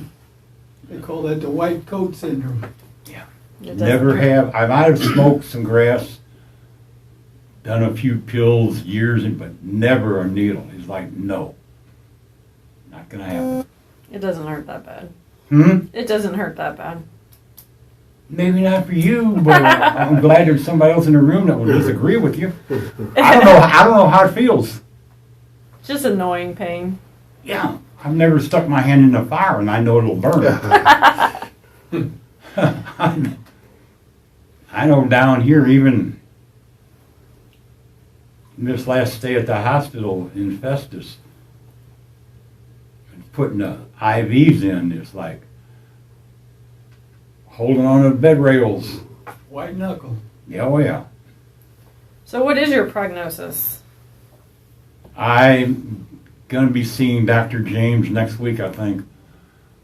When I came back from the hospital, I saw Dr. James. He talked about changing some of my current medication and starting me on, I can't remember the name of it, for the kidneys. None of that has transpired yet. They've done some lab work checking white blood cells, things of that nature. The medication the one they're gonna change is, it's all gonna still be for arthritis, for the knees. But Meloxicam is not recommended when you have liver and kidney problems. But there's other kind of medication they can use. And to figure out why I'm taking Flomax and I don't have a prostate.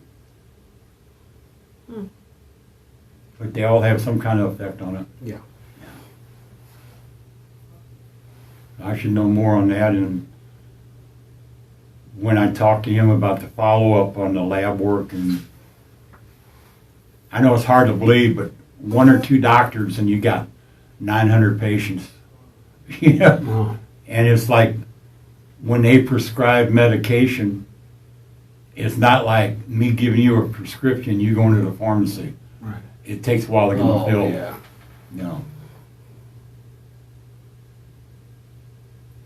So you- And do they bring it around to you? If it's a controlled substance, you go out to the bubble, they call it in the house, Yeah. where they give it to you and watch you take it. Right. The medications that I'm on now, for whatever reasons, is called KOP, which keep on person. Yeah. Comes on a card, 30 pills at a time. Right. When it gets down to your last 7 pills, you turn in a refill request, Mhm. and they bring it to you. So you keep it in your cell. Yeah.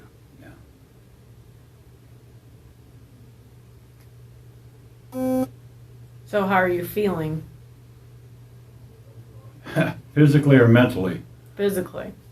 not 100%. I got a lot of fatigue, a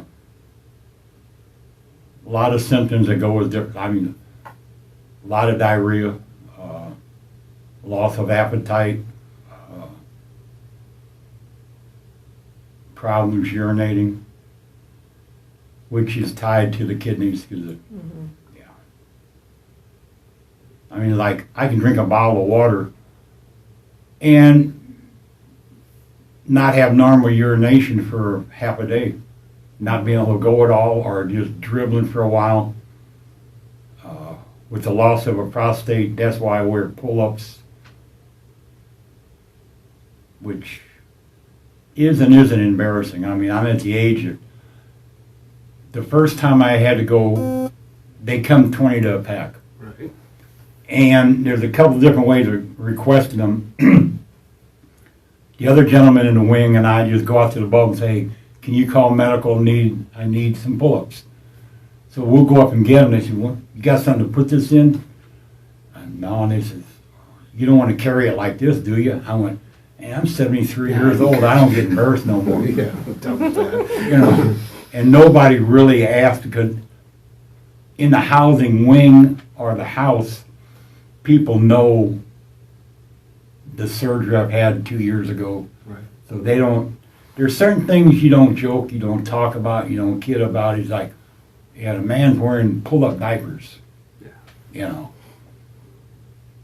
Not by choice. Or maybe it is. Because if you don't wear them, you soil yourself a lot. Yeah. So then how are you mentally? Better than I was the first time I met you. Good. Not near as good as I hope I will be someday. Okay. That's why I can understand time delays and restraints on something like this, because you just can't do everything at one time. You know. Just take a lot of stress off, so to speak. Coming forward, owning up to myself and to others, took a lot off.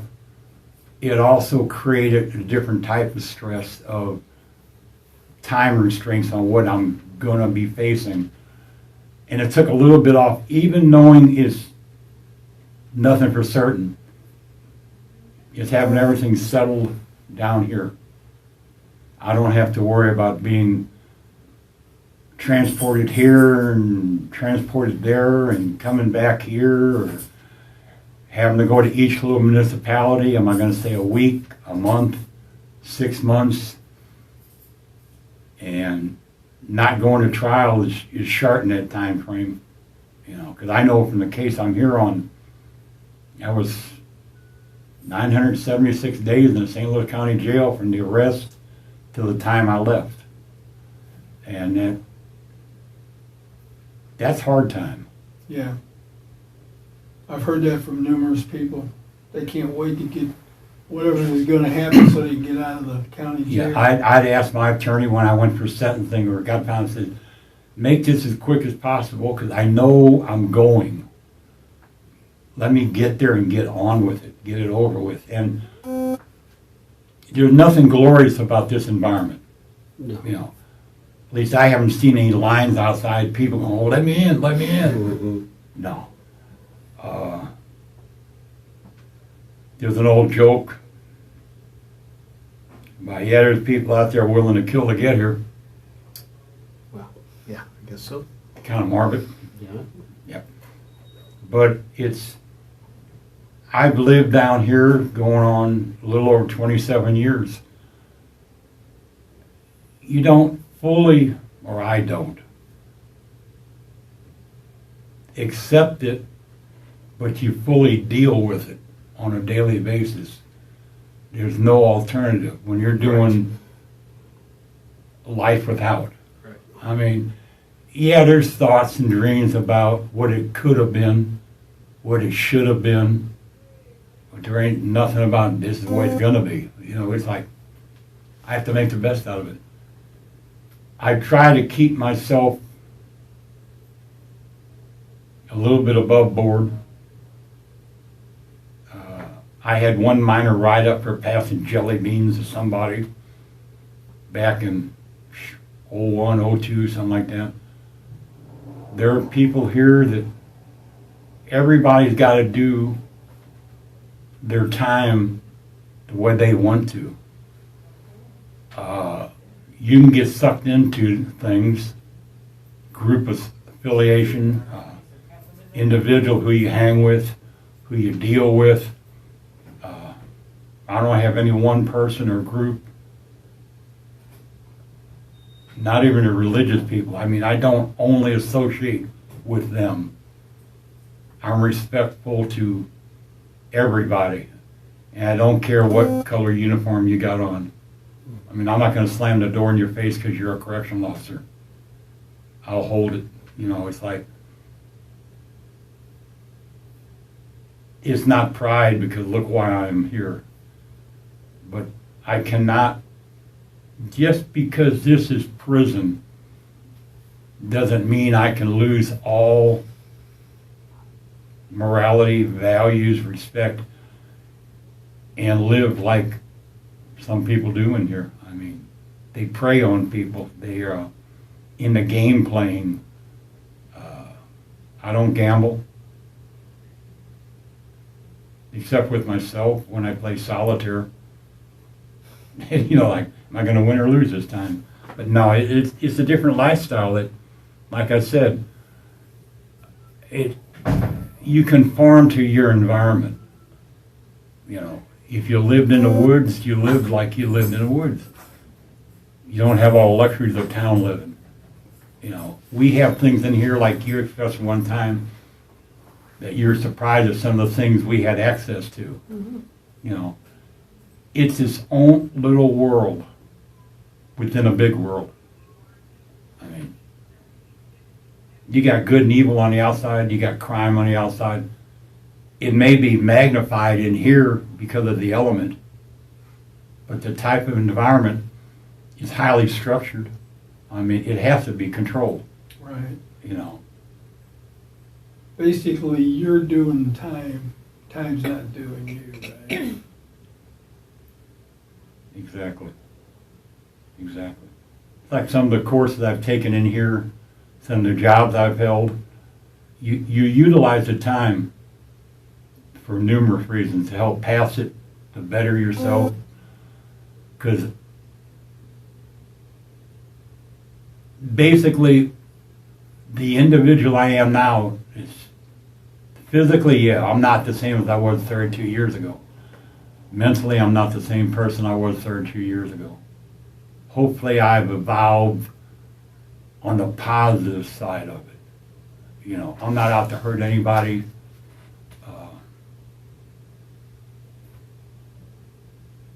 I don't want to cause any more grief in this world or in my life or anybody's life.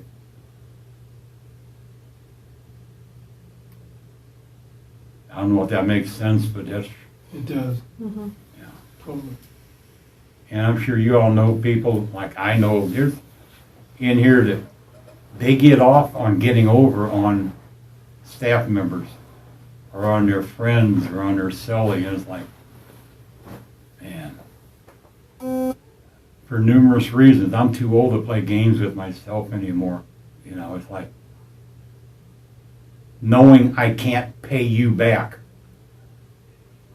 Why should I borrow something from you and tell you I'll pay you back next canteen Right. when I know I can't? Right. And you're people. They do it. And when it comes to that point, there's only two things you can do. If you let them get over on you, people think you're weak. If you stand up and fight, there's two house. Eggs. No. I'm not afraid of it. But if I have a choice, I'm not going there. Right. You know, I enjoy the little rights and privileges I had on this side of the camp. You know, some people enjoy getting served 3 meals a day through a slot in the door. I went 2 weeks like that. It did nothing for me. You know.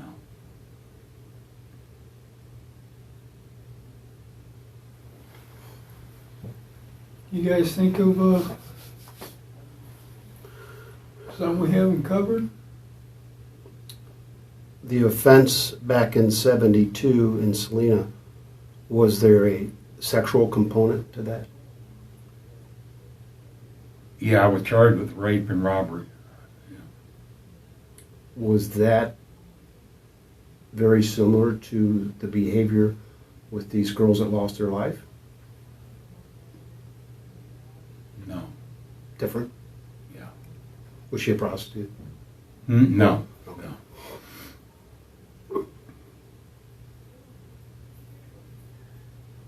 And there was not one thing that happened after the last one of these girls, and then that time between Doc. Did anything happen that spooked you, that provoked you to stop that behavior? That might have been the operative word right there. Something might have, I'm not sure, but spooked me. So get It's close. kind of like, Yeah. they used to have a program for youngsters called Scared Straight. Oh, sure, I remember. Yeah. They did, when I first was down here, they had that program down here. And I can't remember why they stopped doing it. But they would, I never took part in it, but I knew some of the inmates that did.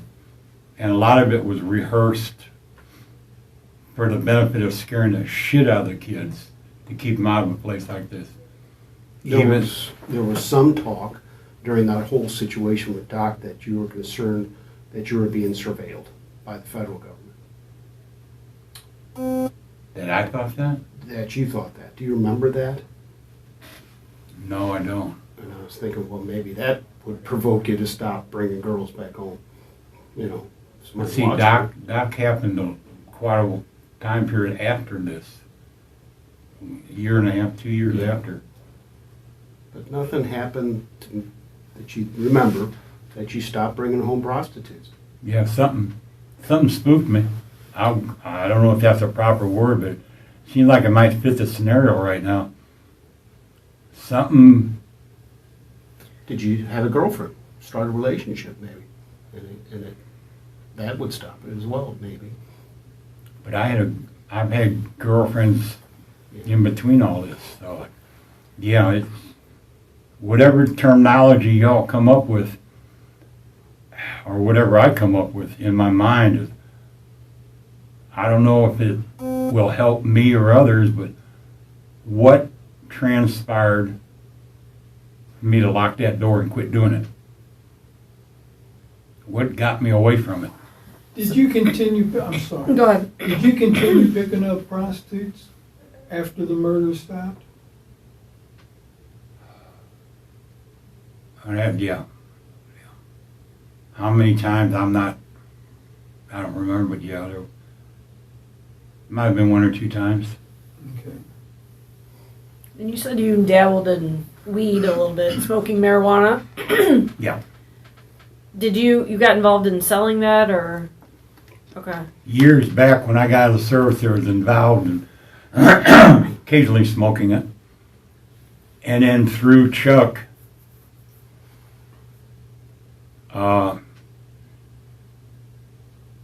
even to the time where Doc passed away, it was selling. How much? $3,000 or $4,000 a week. So back then, that's pretty good. I got into it, had myself convinced. I told Chuck, at the time my home burnt, I was only going to do it for a certain set period of time to get enough money for different things. I was going to walk away from it. And through the little diner and other people, Chuck knew the people that would transport it up from south of the border. And I would have to, I think I was selling it for 16 a pound, more so if it broke down. And I was going through 5 to 8 pounds a week. And I'd make anywhere from $500 to $700 a pound. That only lasted like 3 or 4 weeks when Doc died. So at one point, were the police on to you about that? The police were on to your drug dealing, right? Not that I was aware of at the time, but there's always that thought in the back of the mind that the people like that Chuck associated with, I was on the way outside parameter. I met one individual from Valise at Chuck's house that was the main supplier. I knew the people who made trips, how they made them, the routes they took.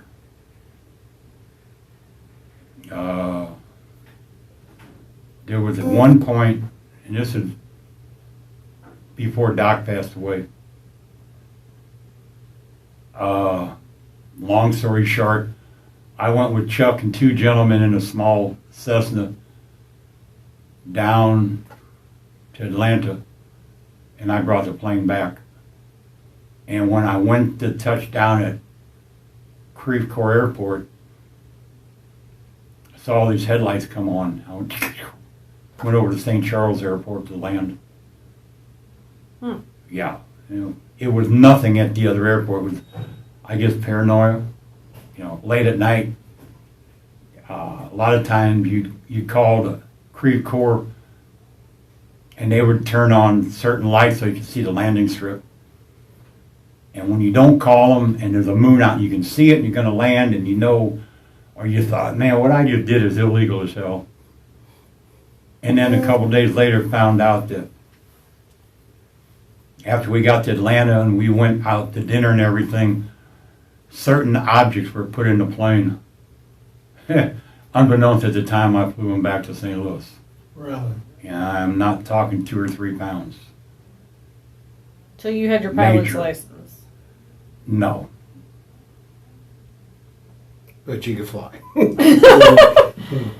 You know anybody can drive a car without a driver's Absolutely. license? I knew you were going to. Okay. So how many of those trips you think you did? How many trips? Just that one. That's when I started getting away from Chuck. I went, man, dude, you can at least fill me in a little bit. You got me thinking, And I should have, reflecting back, when we got down there and all this, and I was ready to come back, and he said, go ahead and take it back by yourself. Yeah. I should have clicked, what the hell is going on? Right. I don't even have a student pilot license. Where did you learn? Where did you learn how to fly? Through Chuck and Tom, who I met through Chuck and his company. Tom was a chopper pilot in Nam. And another gentleman who was an electrician that flew in Nam, and he took his life out of Creve Coeur Airport. Real fine black gentleman. Came home one day and saw his wife in bed with another female. And about 2 weeks later, he went out to the airport and he pancaked his plane. I mean, when you take off and you go straight up, Yeah. planes with a propeller don't climb like that very far. Yeah. Go straight into the ground.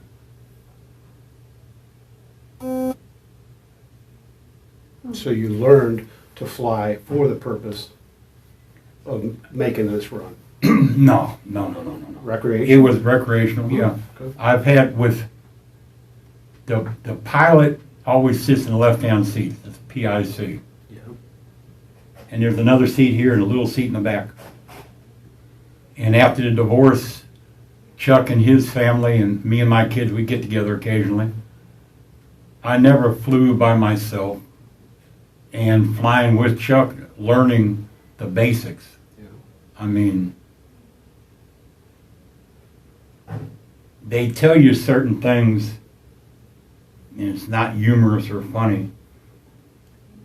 You think back from 9/11 when the terrorists took training down in Florida.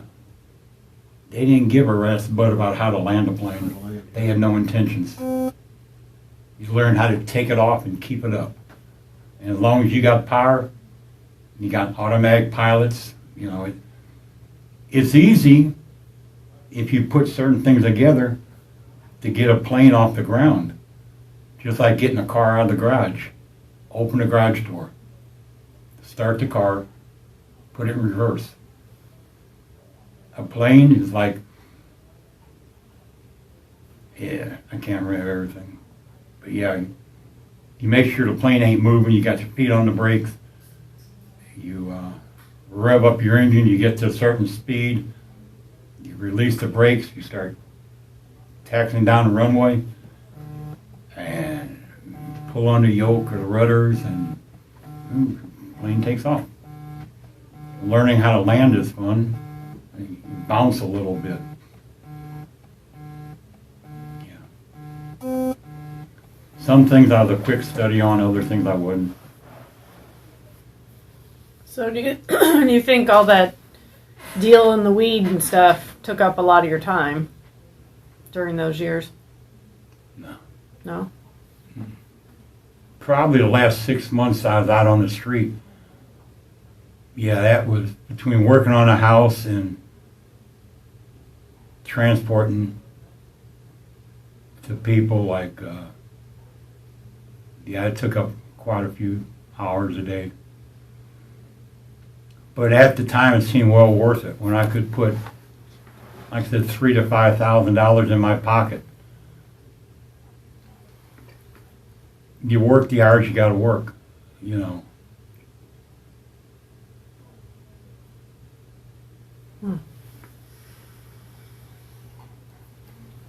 Hell of a lifestyle. It don't have a happy ending. Everything in its own little bizarre way and it ends up here. You know. I know you try to remember as much as you could, but after talking to us today, if there's anything about the fifth one, boy, let us know. If it's just if something pops in and you want to write her a letter or Marine to Marine, I'm going to give it my best hoorah. because it means something to me. Yeah. And we're still in contact with some of the people that were familiar with the stroll.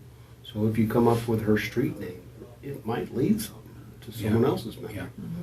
Because I know what it's like not being able to visit a family grave, Yeah. but at least I know there is a grave Right. and who's in it. There's a family somewhere that, There's a lot of Jane Does. like you're saying, you get a lot of calls from similar situations. They've lost loved ones, whether they ran off, hiding, dead, whatever. And yeah, it's like, you got to know something. Got to know something. I think it'll come to you. I think every time we talk, we get more and more. Yeah, and I'm almost sure that even when all this is over, said and done, and I've been through the courts and everything is going in the past, I will keep in contact if something comes up that helps me, it'll help you all. Because I'm sure a certain amount of this might be profiling, trying to get in my head. Like I said, I think I said earlier, one guy in here said that he suspects the federal profilers to come talk to me. Because not only specifically on this case, or cases, but for future to see if they can stop something from happening Mhm. because they learned something from the past. Yeah, and they get better Yeah. profile. Yeah. I mean, not that anything good is going to come out of this, but there might be some positive attributes that come about due to this. It's There's a always lot a of there's a lot of families out there that are now trying to heal.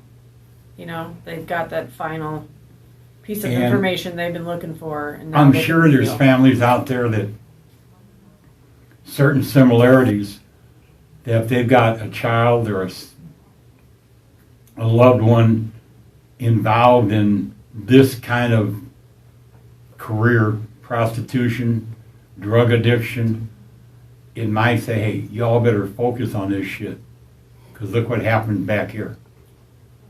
You know, you get frustrated, you kick people out of your lives, maybe they'll take that extra step to help them, knowing that, yeah, this kind of behavior does happen. Dangerous It profession. could help somebody in the future, some unknown person that, Sure. part of the Scared Straight program. Yeah. Scare the hell out of them.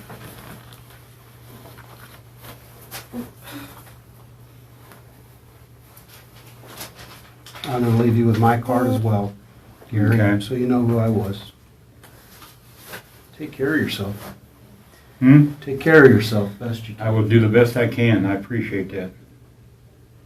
Yeah, you know where to find us. So.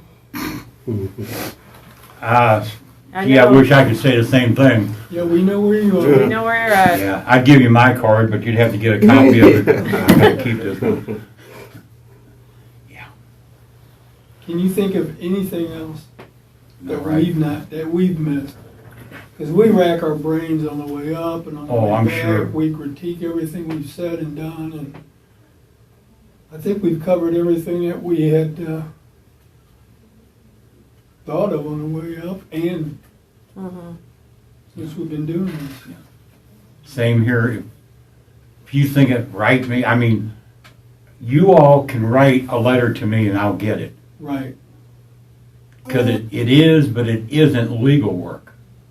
There's a fine line, but they allow it. Just like if my sister writes me a letter, like I said, it has to go through Florida. Right. They scan it, gets put on the tablet. Definitely from the courts, attorneys, and they got this thing down here now where I witnessed it the other day when I got the copy of the arrest warrant from St. Charles County. We cannot have any envelopes. Legal mail, we get called over here. They open it, take it out, shake it, Okay. give us the contents. They keep the envelope. This one gentleman is on death row, Dave Hoosier. He's getting close. And like y'all are aware, in court, time restraints are important. And he cannot even have the postmark or a copy of the envelope. They don't allow that. You can have the contents inside, and hearing the argument he was having, or conversation, time restraints mean a lot, because when you file motions, you have deadlines to meet, Right. okay?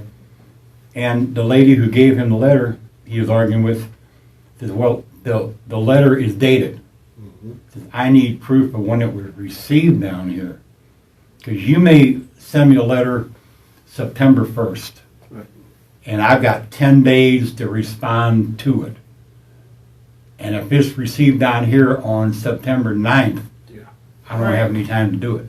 Right. And if you got proof of that, you could get an extension. But for numerous reasons, we don't have envelopes anymore. We don't get any pictures, postcards, letters on that machine right there. They're just trying to reduce what's coming in.